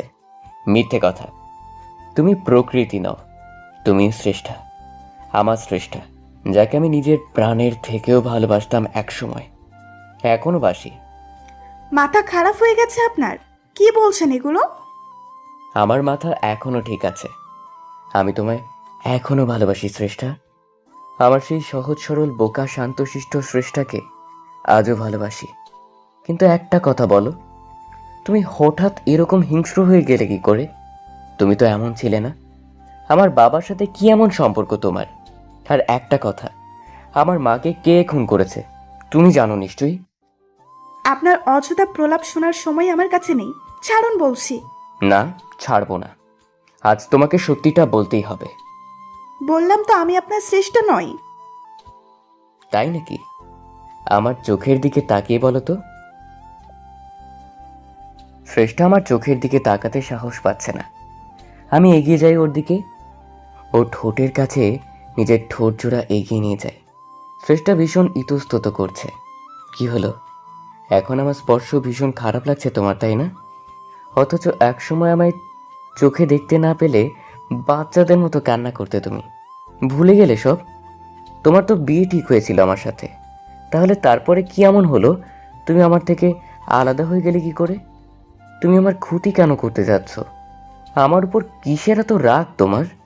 আমি স্পষ্ট লক্ষ্য করছি শ্রেষ্ঠার চোখ জলে ছলছল করছে। একটু পরেই জলের ধারা গড়িয়ে পড়বে চোখ বেয়ে। কিছু বুঝে ওঠার আগেই আমার একটা ধাক্কা মেরে ফেলে দিল শ্রেষ্ঠা। তারপর এগিয়ে এসে আমার দিকে। ক্ষতি? কিসের ক্ষতি? আমি তো শেষ করে দেব তোমায়। প্রাণ নিয়ে নেব তোমার থেকে। আমি কি ক্ষতি করেছি তোমার শ্রেষ্ঠা? আমায় একবার ওই নামে ডাকবে না। এই নাম মুখে নেবার যোগ্যতা হারিয়ে ফেলেছো তুমি। ঠিক আছে, তুমি আমায় মারতে চাও তো মারো, যা খুশি করো। দয়া করে তার আগে এইটুকু বলো, তুমি কেন করছো এগুলো? আমার উপর কিসের প্রতিশোধ নিতে চাইছো তুমি? এটা না জেনে আমি যে মরেও শান্তি পাবো না। আর আমার মাকে কে খুন করেছে? আমি বাধ্য নই তোমার এত প্রশ্নের উত্তর দিতে। তাছাড়া আমি এটাও ভালো করে জানি নাটক করছো তুমি আমার সাথে। আমায় বিভ্রান্ত করার চেষ্টা করেছো। তুমি মানুষকে ধোঁকা দেওয়া আর প্রতারণা করা ছাড়া আর কিছুই করতে পারো না। আমি নির্বাক হয়ে যাচ্ছি শ্রেষ্ঠার কথা শুনে। ওর কথা শুনে এটা বুঝতে পারলাম আমার উপর প্রচণ্ড রাগ ওর। আর শুধু রাগ নয়, সেই রাগের সাথে মিশে আছে এক রাশ ঘৃণা। শ্রেষ্ঠা আমাকে এতটাই ঘৃণা করে, আমার কোনো কথাই ভালোভাবে নিতে পারছে না। ওর মুখ থেকে এই ঘৃণার কারণ আর আমার প্রতি জমে থাকা ঘৃণা সরাতে না পারলে ওকে আর আমার প্রতি জমে থাকা ঘৃণা পুরো ভয়ঙ্কর একটা রূপ ধারণ করেছে শ্রেষ্ঠার। আমার ভাবতেও অবাক লাগছে, এই সেই শ্রেষ্ঠা যে কিনা একদিন একটা সামান্য বাঘের পুতুল দেখে কেঁদে দিয়েছিল, আজ সে নিজেই বাঘের থেকেও ভয়ঙ্কর হয়ে উঠেছে। শ্রেষ্ঠা আবারও ওড়নাটা জড়িয়ে রুম থেকে বেরিয়ে গেল। আমি বাধা দিলাম না ওকে, কারণ সেটা একদম ঠিক কাজ হতো না। একবার ভাবলাম রুম থেকে বেরিয়ে শ্রেষ্ঠাকে ফলো করব, ও ঠিক কোথায় যাচ্ছে, কিন্তু আমাকে সেই সুযোগ না দিয়ে ভিড়ের মধ্যে হারিয়ে গেল শ্রেষ্ঠা। ঘড়ির দিকে তাকিয়ে দেখি রাত 11টা বেজে গেছে। এখন বাড়ি ফিরতে হবে। যদিও ওটা এখন আর বাড়ি মনে হয় না নিজের কাছে। ওই বাড়িতে একজন আমায় প্রতিনিয়ত খুন করার চেষ্টা করে যাচ্ছে, আর একজন দিনের পর দিন একটা ভিন্ন মানুষের মুখোশ পরে ঠকিয়ে যাচ্ছে আমায়। মিছিল নেহাত বাচ্চা মানুষ, ও এসবের কিছুই বোঝে না। না হলে হয়তো ও অন্য কোনো নতুন ষড়যন্ত্রে সামিল হতো। এটা ভাবতেও এতটুকু কষ্ট বা দ্বিধা হচ্ছে না আমার। একটা ট্যাক্সি করে বাসার উদ্দেশ্যে রওনা হলাম। রাস্তায় তেমন একটা জ্যাম নেই, যেতে খুব একটা সময় লাগার কথা নয়। কিন্তু আজকে মনে মনে একটা ভীষণ প্রতিজ্ঞা করে ফেললাম আমি। আর সেটা হলো, যে করেই হোক নকল সৃষ্টার আসল পরিচয় খুঁজে বের করতে হবে। আর সেটা ওর মুখ থেকেই। ও এমনিতে স্বীকার করতে চাইবে না আমি জানি, কিন্তু এমন কিছু করতে হবে যাতে ও নিজের খোলস ছেড়ে বেরিয়ে আসতে বাধ্য হয়। প্রয়োজন পড়লে জোর করতে হবে ওকে, বল প্রয়োগ করতে হবে। আমার আসল উদ্দেশ্য ওর মুখ থেকে সত্যটা স্বীকার করানো। পরের দিন সকালবেলা আমার স্ত্রী অর্থাৎ নকল সৃষ্টা ব্যালকনিতে বসে আছে। আমি পেছন থেকে লক্ষ্য করছি তাকে। বাইরের দিকে তাকিয়ে কিছু একটা মনোযোগ দিয়ে দেখছে। হাতে একটা চায়ের কাপ। রাতেই সৃষ্টার মুখ থেকে আসল সত্যটা বের করার জন্য আমি একটা প্ল্যান রেডি করে রেখেছিলাম। আজকে সেটাই অ্যাপ্লাই করতে হবে। এমনিতে বাসায় বাবা নেই। সকাল সকাল মিছিলকে নিয়ে গ্রামের বাড়িতে গিয়েছে সে। এই সময়টা আমার জন্য সব থেকে বেশি উপযুক্ত। ধীরে ধীরে আমি এগিয়ে যাই আমার স্ত্রীর দিকে, তারপর ওর পাশে গিয়ে বসলাম। বাইরের দিকে তাকিয়ে কি দেখছো? কিছু না, এমনিই তাকিয়ে আছি। আচ্ছা, তুমি আমাকে খুব ভালোবাসো তাই না? আমার কথা শুনেও হি হি করে হেসে উঠল। আপনি কি যে বলেন না, কেন সকাল সকাল লজ্জা দিচ্ছেন আমায়? তার মানে ভালোবাসো? জানি না। আচ্ছা, আপনিও আমাকে ভালোবাসেন তাই না? আমিও তোমাকে অনেক অনেক ভালোবাসি। আর দেখো, তোমায় ভালোবেসে কি করেছি আজ আমি। কি করেছেন? এই যে দেখো, ব্ল্যাক কফি তোমার জন্য তৈরি করে আনলাম। তুমি তো পছন্দ করো এটা। হ্যাঁ, খুব পছন্দ করি, কিন্তু আপনি এটা কখন বানালেন? এই তো একটু আগে। চলো এটা দুজনে শেয়ার করে খাই। আগে তুমি এক চুমুক নাও, তারপর আমি। শ্রেষ্ঠার হাতে কফির কাপটা দিলাম। ও একটা চুমুক দিয়ে কিছুটা কফি নিয়ে নিল। তারপর আমার দিকে কাপটা এগিয়ে দেয়। আমি বললাম, আচ্ছা একটা কাজ করি, তুমি অর্ধেকটা নাও, বাকি অর্ধেকটা আমার। তাছাড়া ব্ল্যাক কফি তো তোমার প্রিয়, আমার নয়। ঠিক আছে, তবে কিন্তু আপনাকেও খেতে হবে। আচ্ছা। নকল সৃষ্টা আমার সামনে গরম তৃপ্তি সহকারে কফি খেতে লাগলো। এবার আমার মোক্ষম চাল দেবার সময়। ওকে আজ এমন ভয় দেখাবো, বাধ্য হবে আসল সত্যটা স্বীকার করতে। আচ্ছা সৃষ্টা শোনো, বলুন। কফিটা খেতে ভালো লাগছে তো? হ্যাঁ, খুব ভালো লাগছে। অস্বাভাবিক কিছু কি লক্ষ্য করেছো? না তো, কি? কফিটা কি একটু অন্যরকম লাগছে না খেতে? উফ, কি যে বলেন না আপনি। কেমন লাগবে আর খেতে? বিষের গন্ধ পাচ্ছ কোথাও? বিষ? কিসের বিষ? কি বলছেন আপনি? আমি ওর কাছে গিয়ে ফিস ফিস করে বললাম, কেন কফির ভিতরে বিষের গন্ধ পাচ্ছ না তুমি? আমি যে বিষ মিশিয়ে দিয়েছি এই কফিতে। আমার কথা শুনে ও হাত থেকে কফির কাপটা ফেলে দিল। ভয় যেন চোখ জোড়া বড় হয়ে যেতে লাগলো। কি হলো, ভয় পেয়ে গেলে নাকি? আপনি সত্যি বিষ মিশিয়েছেন কফিতে? সেটা তো তুমিই ভালো বুঝতে পারবে। তুমি কফি টেস্ট করেছো, আমি তো করিনি। আপনি মজা করছেন আমার সাথে তাই না? কি জান, হয়তো মজা করছি, হয়তো বা না। আমি লক্ষ্য করলাম ভয় নকল সৃষ্টার প্রাণ ওষ্ঠাগত। ভীষণ হাসি পাচ্ছে ওর এই দুরাবস্থা দেখে। আহ, আমার গলাটা জ্বলে পুড়ে যাচ্ছে। শ্বাস নিতে পারছি না কেন আমি। নকল সৃষ্টা ধরে নিয়েছে কফিতে বিষ মিশিয়েছি আমি, তাই ওর অন্তরের ভয় ওকে সত্যিকারের বিষয়ের উপলব্ধি করাচ্ছে। যেমনটা আমরা কোনো বিষয় নিয়ে অতিরিক্ত ভয় পেলে করি। আমার সামনে ছটফট করতে শুরু করে দিল সৃষ্টা। না, আপনি আমার সাথে এটা করতে পারেন না, কিছুতেই পারেন না। ও, তার মানে বিষ তার কাজ শুরু করে দিয়েছে। তাহলে আমি এবার নিশ্চিন্ত। বেশ ঠান্ডা মাথায় সৃষ্টাকে উদ্দেশ্য করে বলি, কেন করলেন আপনি এটা আমার সাথে? স্ত্রী হয়ে আপনার আমি কি এমন ক্ষতি করেছিলাম আমি আপনার? ক্ষতি? না তো, তুমি আমার কোনো ক্ষতি করনি। ক্ষতি তো আমি নিজেই নিজেকে করেছি। আর সেটা হলো তোমায় না চিনতে পেরে। আমার আগেই বোঝা উচিত ছিল তুমি একটা ফেক। কি বলছেন আপনি এগুলো? আমি ফেক কেন হতে যাব? আমি আপনার স্ত্রী শ্রেষ্ঠা, যাকে আপনি নিজের থেকেও বেশি ভালোবাসেন। আর আমিও আপনাকে খুব ভালোবাসি। আমি কোনো ফেক নই। আমি নকল সৃষ্টার করা অনবরত নাটকগুলো সহ্য করতে পারছিলাম না, তাই রাগের বশে ঠাস করে ওর গালে একটা চড় বসিয়ে দেই। একদম চুপ করো ড্রামা কুইন। আর একবার নাটক করার চেষ্টা করলে তোমার জিভ উপড়ে নেব আমি। এই বলে আমি নকল শ্রেষ্ঠাকে ধরে একটা রুমের ভেতরে নিয়ে যাই। ওকে একটা ধাক্কা মেরে সোফার উপরে ফেলে দিলাম। তারপর ওকে উদ্দেশ্য করে বলি, আমার সাথে আর নাটক করে কোনো লাভ নেই। আমি জেনে গেছি তুমি আসল শ্রেষ্ঠা নও, তুমি শ্রেষ্ঠার একটা কপি। আর তুমি যেই অবুঝ শিশুর মতো আচরণ করে বেড়াও, সেটাও তোমার একটা মুখোশ। তাই বলছি, আমার সামনে একদম নাটক করো না। অবশ্য সেটা করার সুযোগ পাবে কিনা তাও বলতে পারছি না আমি এই মুহূর্তে। তুমি মেরে ফেলবে আমায়, তাই তো? না, এখন তো আর কিছুই করব না আমি। যা করার তোমার শরীরে আমার দেয়া বিষ করবে। এতক্ষণে সে তোমার রক্তের প্রতিটি ফোঁটায় মিশতে শুরু করেছে। তারপর ধীরে ধীরে তোমার সারা দেহে ছড়িয়ে পড়বে।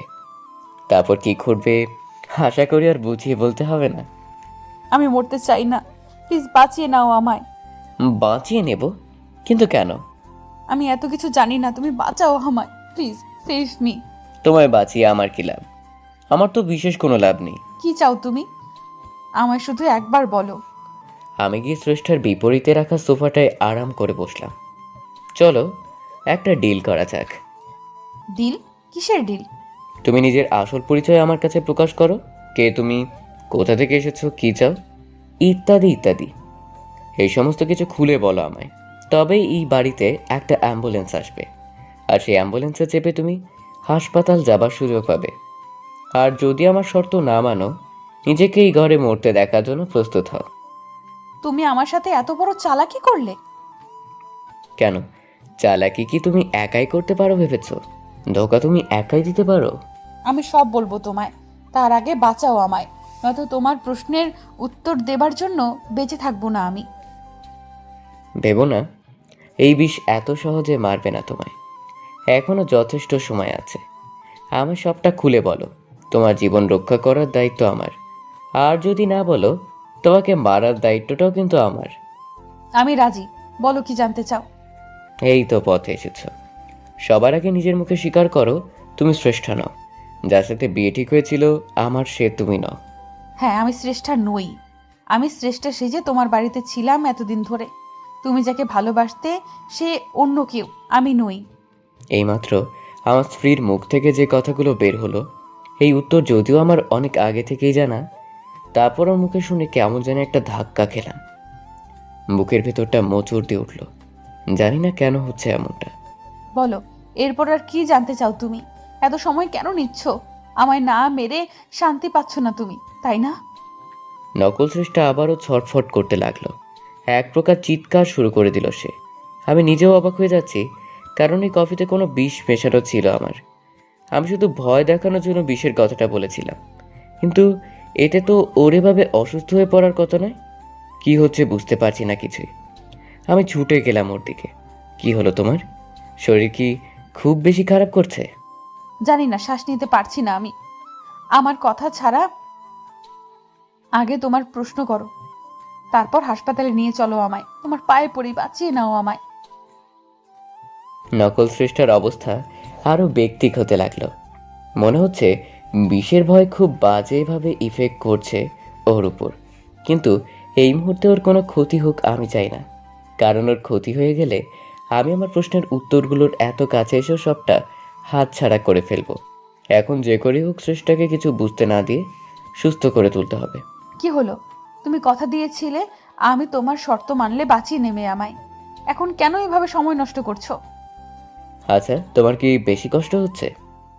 একটু জল দাও প্লিজ, মুখটা শুকিয়ে যাচ্ছে আমার। এই রুমে কোথাও জল নেই। এখন জল আনার জন্য বাইরে যেতে হবে। নকল শ্রেষ্ঠাকে বিশ্বাস নেই আমার। ওর পক্ষে সবই সম্ভব। তাই দরজাটা বাহির থেকে বন্ধ করে জল আনতে গেলাম। একটু পরেই এক গ্লাস জল নিয়ে ফিরে আসি। তারপর আবারও দরজাটা খুলি। দরজা খুলে দেখি ভেতরে শ্রেষ্ঠা নেই। একটা সোফার উপরে বসা ছিল, সেখানে নেই ও। ভালো করে দেখার জন্য একটু সামনে এগিয়ে গেলাম। ধীরে ধীরে বুঝতে পারলাম আমার পেছনে কেউ দাঁড়িয়ে আছে। বিষয়টার সত্যতা প্রমাণ করার জন্য ঘুরে তাকালাম আমি। ঠিক তখন আমাকে কিছু বুঝে ওঠার সুযোগ না দিয়ে একটা প্রচণ্ড ধাক্কা মেরে মেঝেতে ফেলে দিল শ্রেষ্ঠা। ওকে সম্পূর্ণ সুস্থ স্বাভাবিক লাগছে। তার মানে এতক্ষণের অসুস্থতাও নাটক ছিল ওর। শিট, মেয়েটা আর কত বোকা বানাবে আমাকে। একের পর এক ছলনা করে যাচ্ছে আমার সাথে। আমায় রুমের ভেতরে রেখে বাহির থেকে দরজা বন্ধ করে দিল। তারপর জানালার পাশে এসে আমাকে উদ্দেশ্য করে বলতে থাকে, কি ভেবেছিলে আমায় বিষের ভয় দেখিয়ে মুখ থেকে আসল সত্যিটা বের করবে? কিন্তু জানো কি, তোমার থেকে আমার মাথার বুদ্ধির পরিমাণটা সামান্য হলেও বেশি। তাই তো তোমার জালে তোমাকেই ফাঁসালাম। দরজা বন্ধ কেন করেছিস? সাহস থাকলে একবার দরজাটা খুলে দেখা বহুরূপী। তোমার আমার আসল পরিচয় জানবার খুব ইচ্ছা, তাই না? কিন্তু আমি যে মরে গেলেও বলতে পারবো না সেটা। কেন বলতে পারবে না? তুমি কি ভাবছো সবকিছু জানার পরেও আমি সংসার করব তোমার সাথে? তুমি কি সংসার করবে আমার সাথে? আমি তো তোমাকে আর সেই সুযোগটাই দেব না। জানো, আমি কিন্তু তোমার কোনো ক্ষতি করিনি। আমি সত্যিই চেয়েছিলাম শ্রেষ্ঠা হয়ে তোমার সাথে সংসার করতে, কিন্তু তোমার দুর্ভাগ্য, মৃত্যু যে বারবার আহ্বান করছে তোমায়, তাই আমার পেছনে লেগে নিজের সর্বনাশ নিজেই ডেকে আনলে। তুমি কি বলছো এসব? এত বড় একটা অন্যায় করে আবার সেটা বড় গলায় স্বীকার করছো? দেখো, আমার কোনো ইচ্ছে নেই তোমাকে মারার। এখন যখন তুমি আমার আসল পরিচয় জেনেই গেছো, আমি জানি তুমি সব জানার পরে আর সংসার করবে না আমার সাথে। এখন তোমাকে বাঁচিয়ে রাখার মানে নিজের সর্বনাশ করা। আমি তোমার ধাওয়া খেয়ে পালিয়ে পালিয়ে বাঁচতে পারবো না। তাই একটু কষ্ট করে তোমাকেই সরে যেতে হবে আমার রাস্তা থেকে। মানে কি করতে চাইছো তুমি? কি আর করব, আমার হাতে যে দিয়াশলাই বক্সটা দেখতে পাচ্ছ আর এই কেরোসিন বটলটা, একটু পরে এই ঘরে দাউ দাউ করে আগুন জ্বলে উঠবে, আর সেই আগুনে পুড়ে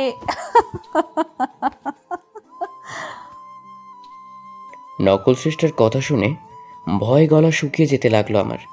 ও নিশ্চয়ই আমাকে এগুলো ভয় দেখানোর জন্য বলছে না, কারণ মানুষ যখন হিংস্র হয়ে ওঠে তখন তার পক্ষে সব কিছু সম্ভব। দেখতে পাচ্ছি শ্রেষ্ঠা বাহির থেকে ঘরের ভেতরে আর দরজার সামনে কেরোসিন ছিটিয়ে দিচ্ছে। আমার কোনো নিষেধই কানে তুলছে না ও। এক পর্যায়ে বোতলটা খালি হাতে একটা দেশলাই জ্বালিয়ে নেয়, তারপর সেটা জানালা দিয়ে আমার রুমের ভেতরে ছুঁড়ে মারল।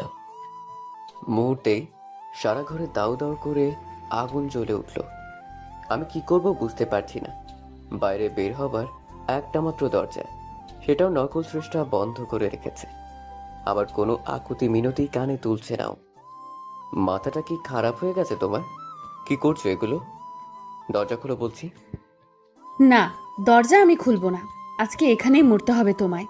আমার পেছনে লাগার খুব শখ, তাই না? তুমি এটা কিছুতেই করতে পারো না আমার সাথে। আমি ছাড়বো না তোমার। চুপ থাকো, একদম চুপ। মরার সময়েও দেখছি তোমার তেজ কমেনি।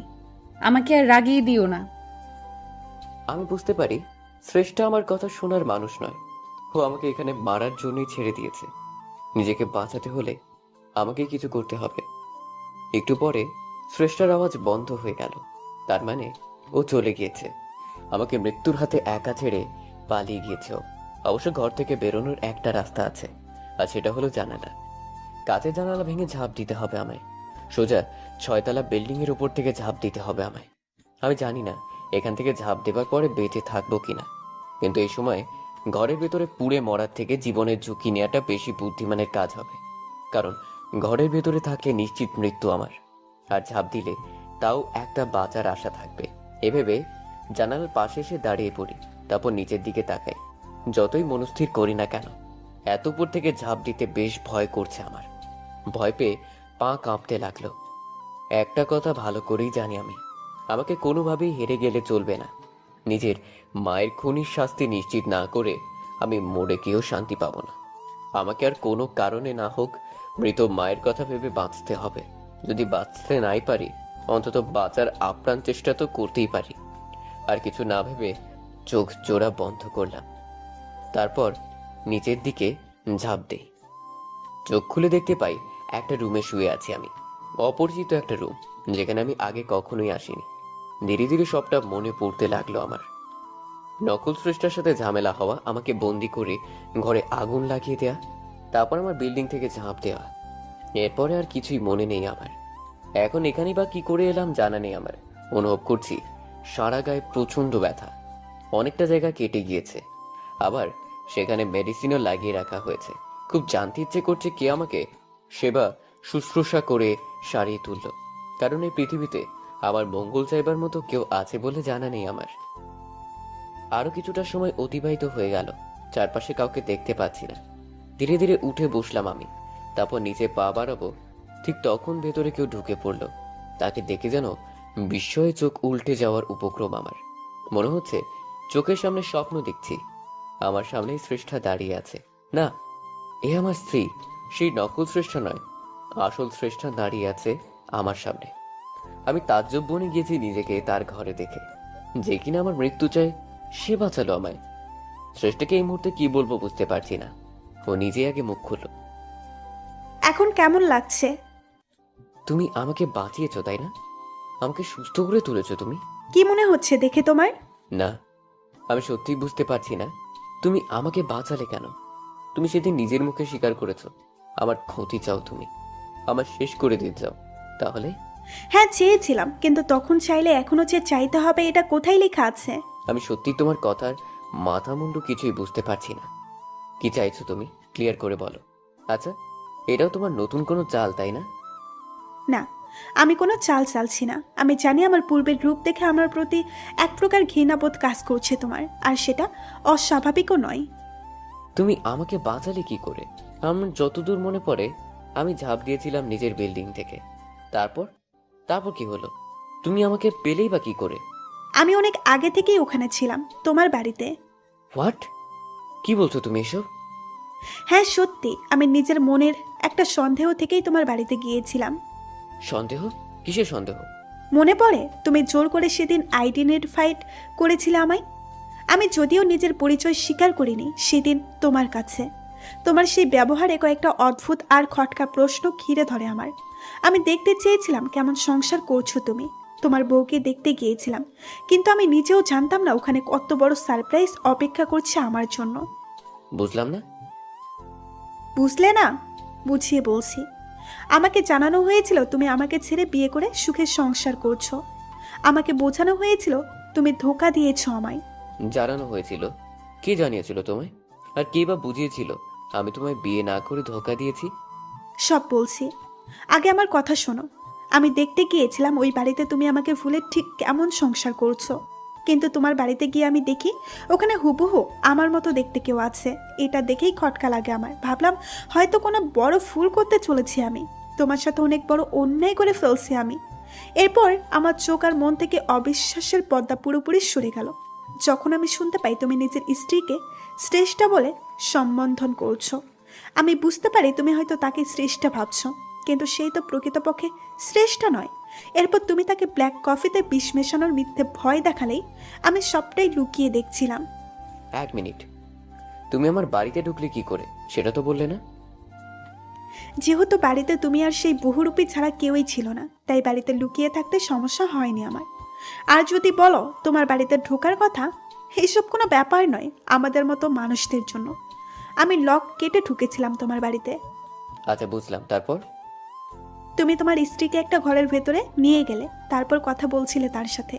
যদিও বাহির থেকে সব কথা শুনতে পাই না, আমি যতটুকু শুনতে পেরেছি, আমি এতটুকু বুঝেছি তুমি আমার সাথে কোনো প্রতারণা করনি। প্রতারণা করা হয়েছিল তোমার সাথে, আর আমাকে একটা চরম ভুল আর মিথ্যের জালে জড়িয়ে দেওয়া হয়েছিল। এক পর্যায়ে তোমার স্ত্রী ঘরের ভেতরে দরজা বন্ধ করে আগুন লাগিয়ে দেয়, যাতে সে সবার অগোচরে তোমাকে খুন করতে পারে। কিন্তু আমি সেটা কি করে হতে দিতে পারি?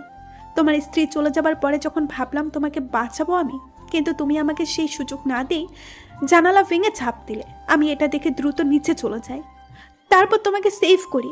ভাগ্যিস তুমি একটা বড় ডাস্ট গ্রুপের উপর পড়েছিলে, তাই তেমন বড় কোনো ক্ষতি হয়নি তোমার। আমি সবাইকে বুঝিয়ে তোমায় অজ্ঞান অবস্থায় হসপিটালে নিয়ে যাই, তারপর সেখান থেকে আমার বাড়িতে।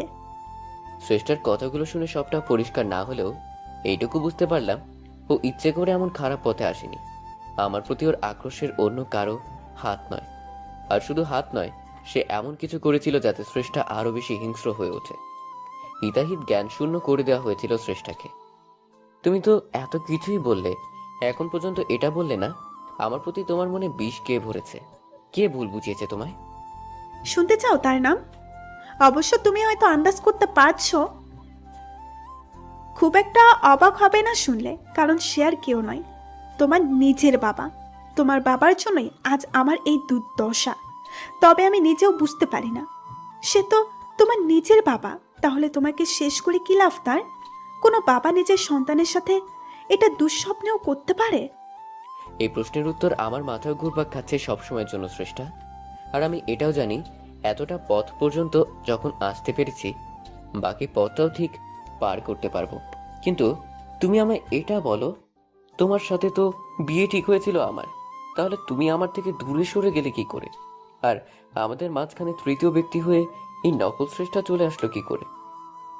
তোমার এত প্রশ্নের উত্তর তো আমি নিজেও জানি না, তবে আমি যতটুকু জানি তাই বলছি। আমাদের যেদিন বিয়ে হবার কথা ছিল, দিনটা ছিল শুক্রবার, তখন বিকেল। আমাদের বিয়ে সন্ধ্যাবেলা। আমি পার্লারে যাই সাজগোজ করার জন্য। ওখানে সাজগোজ করতে বেশ খানিকটা সময় লেগে গেল আমার। তুমি বারবার ফোন করছিলে আমায়, আমি যাতে যত দ্রুত সম্ভব চলে আসি। এর কিছুক্ষণ পর তোমার আরও একটা ফোন কল আসে। কি গো, কি হয়েছে তোমার? না, আর একটু লেট হবে। হ্যাঁ, একটা কাজ করো, তুমি বরং আরাম করে সাজতে থাকো, তারপর সকালের দিকে আসলেও চলবে। এতটা তাড়াহুড়ো কেন করছেন? এই তো হয়ে যাবে একটু পরে। তাছাড়া এখন হাতেও অনেকটা সময় আছে। আচ্ছা, তুমি তাড়াতাড়ি কাজ ছেড়ে নিচে এসে দাঁড়াও, আমি আমার একজন পরিচিত লোক পাঠিয়ে দিচ্ছি, উনি ড্রাইভ করে নিয়ে আসবে তোমায়। ঠিক আছে? আমিও তোমার কথা অনুসারে তাড়াতাড়ি নিজের কাজ সেরে গ্রাউন্ড ফ্লোরে নামি। গ্রাউন্ড ফ্লোরে নেমেই একটা গাড়ি দেখতে পাই।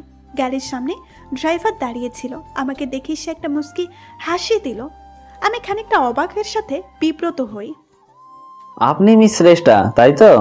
হ্যাঁ, কিন্তু আপনি আমায় চিনলেন কি করে? সৌহার্দ্য স্যারের ফোনে আপনার ফটো দেখেছি, উনিই পাঠিয়েছেন আমায় আপনাকে নিয়ে যেতে। ও আচ্ছা, আপনি সেই ড্রাইভার, তাই তো? জি ম্যাডাম। কিন্তু ভাই, আপনি এত তাড়াতাড়ি চলে আসলেন কি করে? উনি তো এইমাত্র ফোন করেই জানালেন আমায় লোক পাঠিয়ে দিচ্ছেন, কিন্তু আপনাকে দেখে মনে হচ্ছে আপনি অনেকক্ষণ ধরে আছেন এখানে। অ্যাকচুয়ালি ম্যাম, রাস্তায় জ্যাম নেই খুব একটা, তাই দ্রুত ড্রাইভ করে আসতে পেরেছি। আপনি চাইলে আমি স্যারের কাছে ফোন দিয়ে কনফার্ম করছি আপনাকে। না না, তার আর কোনো দরকার নেই। ঠিক আছে, চলুন, আমি গাড়িতে উঠছি। তারপর কি হলো? এরপর লোকটার গাড়িতে উঠি আমি এমনিতেই শহরের সব জায়গা খুব একটা চিনতাম না। উনি আমাকে শর্টকাটের কথা বলে অন্য একটা রাস্তায় ধরেন, তারপর এগোতে থাকেন। এরপর চলতে চলতে লোকটা হঠাৎ করে গাড়িটা থামিয়ে ফেলল। কি হলো ভাইয়া, গাড়ি থামালেন কেন? ম্যাম, এখানে স্যারের এক রিলেটিভ অপেক্ষা করছে আমাদের জন্য। স্যার নিজেই আসার সময় ওনাকে আমাদের সঙ্গে তুলে নিতে বলেছেন। আপনি চাইলে স্যারকে জিজ্ঞেস করে দেখতে পারেন। ঠিক আছে, আমি কথা বলছি। তারপর? তারপর একটা অপরিচিত লোক এসে গাড়িতে উঠলো। আমার পাশের সিটেই বসলো সে।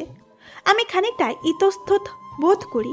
লোকটা গাড়িতে ওঠার সময় বেশ ভালো ব্যবহার করে আমার সাথে, কিন্তু গাড়ির ভেতরে আসার পরে তার স্বভাব প্রকৃতি যেন পাল্টে গেছে একেবারে। তার মতিগতি একদম ভালো লাগছিল না আমার। একবার ভাবলাম ফোন করে তোমায় জিজ্ঞেস করব। এমনিতে তখন প্রায় সন্ধ্যা হয়ে এসেছে, এমনিতেই অনেকটা লেট করে ফেলছিলাম। আমি ফোনটা হাতে নিয়ে নম্বর ডায়াল করতে যাব, ঠিক তখনই লোকটা আমার থেকে ফোনটা টান মেরে কেড়ে নিল। এ কি হলো? আপনি আমার ফোনটা নিয়ে নিলেন কেন? আমি আমার হবু হাজবেন্ডের সাথে কথা বলতে হবে। হবু হাজবেন্ড? কিসের হবু হাজবেন্ড? একদম চুপ থাকো। এই বলে লোকটা নিমিষেই জোরপূর্বক আমার মুখ আর হাত বেঁধে ফেললো। তারপর সিটের উপরে শুয়ে দিল আমায়। আমি না পারছিলাম নড়াচড়া করতে, না কথা বলতে। বুঝতে পারি গাড়ির ড্রাইভার আমাকে তোমার বাড়িতে নয়, অন্য কোথাও নিয়ে যাচ্ছে, আর সেটা কোনো জঙ্গলের রাস্তা। তখন পুরোপুরি অন্ধকার নেমে এসেছে। এক পর্যায়ে তারা একটা বাংলোর সামনে গাড়িটা থামে। আমাকে গাড়ি থেকে নামানো হলো, তারপর বাংলোর ভেতরে নিয়ে যাওয়া হয়। পুরো বাংলোটা একদম খালি পড়ে আছে, ভেতরে কোনো লোকজন নেই। একটা রুমের ভেতরে নিয়ে যাওয়া হলো আমায়। তারপর লোকটা আমার মুখের বাঁধনটা খুলে দিল। তারপর সে আমার সামনে হাঁটু গেড়ে বসলো। সরি ম্যাডাম, আপনাকে এতক্ষণ কষ্ট দিতে হয়েছে। আমার জীবনটা বরবাদ করে দুঃখ প্রকাশ করছো তোমরা? লজ্জা হয় না তোমাদের? তোমরা মানুষ না জানোয়ার? যা হয়েছে আমাদের কোনো দোষ নেই, আমরা শুধু অর্ডার ফলো করছি। আপনাকে আপাতত এখানে থাকতে হবে। কি বলছো কি তোমরা? এখানে থাকতে হবে মানে? জানো আজ আমার বিয়ে, আমার জীবনটা শেষ হতে চলেছে তোমাদের জন্য। আর ওইদিকে আমার হবু বর, না জানি সে কতটা টেনশন করছে। কেউ কোনো টেনশন করছে না, আপনি এই ব্যাপারে নিশ্চিত থাকতে পারেন। এই, তোমরা কারা বলো তো? আমার এত বড় একটা সর্বনাশ করে ঠান্ডা মাথায় কথা বলছো কি করে? আবার আমাকে কিনা বলছো চিন্তিত থাকতে। তোমরা কেউ আমার হপু পরকে চেনো না, ও জানতে পারলে কিন্তু তোমাদের পালানোর কোনো রাস্তা থাকবে না। ভালোই ভালোই আমাকে ছেড়ে দাও বলছি। আমার কথা ভাবতে হবে না, নিজেদের ভালোর কথা ভেবে অন্তত ছেড়ে দাও সেটা সম্ভব নয় কিছুতেই। প্লিজ। এমনটা করো না আমার সাথে। ওইদিকে আমার হপু পর ওয়েট করছে আমার জন্য। না, কেউ ওয়েট করছে না। মানে কি বলতে চাইছো তোমরা? ফাজলামো করছো আমার সাথে তোমরা? আমরা একেবারে সত্যি বলছি, আপনার জন্য কেউ না চিন্তা করছে না কেউ ওয়েট করছে, কারণ এই কিডন্যাপটা আপনার হবু বর মিস্টার সোহার্দই করেছেন আমাদের দ্বারা। আমি মরে গেলেও বিশ্বাস করি না এটা। সুহাদ তো আমাকে কিডন্যাপ কেন করাতে যাবে? আর কোনো অজুহাত খুঁজে পেল না তোমরা? নিজেরা অন্যায় করে শেষে কিনা আমার হবু পরের উপর চাপাচ্ছ। আমরা জানি আপনি এত সহজে আমাদের কথা বিশ্বাস করতে পারবেন না, তবে নিজের চোখে দেখলে কি বিশ্বাস করবেন?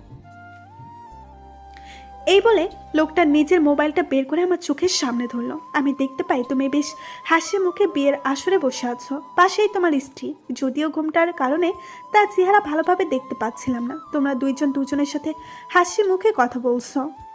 এই দৃশ্য দেখে মনে হলো আমার চোখ যেন ধোঁকা দিচ্ছে আমায়। নিজের চোখকে বিশ্বাস করতে পারছিলাম না। অনুভব করছি ধীরে ধীরে মাটি সরে যাচ্ছে আমার পায়ের নিচ থেকে। দেখলেন তো ম্যাডাম, আমরা তখন কি বলছিলাম? আপনাকে স্যার বিয়ে করতে চাননি কখনো, উনি অন্য কাউকে বিয়ে করতে চলেছেন, তাই আপনাকে এভাবে নিজের পথ থেকে সরিয়ে দিলেন। এখানে শুধু শেষ নয়, আরও অনেক ধরনের অর্ডার আছে আমাদের ওপর, যা আপনার সাথে করতে হবে আমাদের। আরো অর্ডার? আর কি অর্ডার দিয়েছেন তোমাদের স্যার? আপনাকে রেপ করার হুকুম আছে আমাদের ওপর, আর উনি আপনার অবস্থায় বলেছেন যাতে আপনি নিজেই নিজের চেহারা দেখে ভয় পান। ফ্ল্যাশব্যাক শেষ। শ্রেষ্ঠার মুখে সেদিন রাতের বর্ণনা শুনে বিস্ময়ে হতবাক হয়ে যাচ্ছি আমি। তার মানে ওরা দুজন মিলে তারপর রেপ করে তোমায়? না, সেদিন ওরা আমার কিছুই করতে পারেনি, স্পর্শ পর্যন্ত করতে পারেনি আমায়। পারেনি? কিন্তু কিভাবে সম্ভব হলো সেটা? সেটা শুনলে তুমি আরো বেশি অবাক হবে সোহায়তো।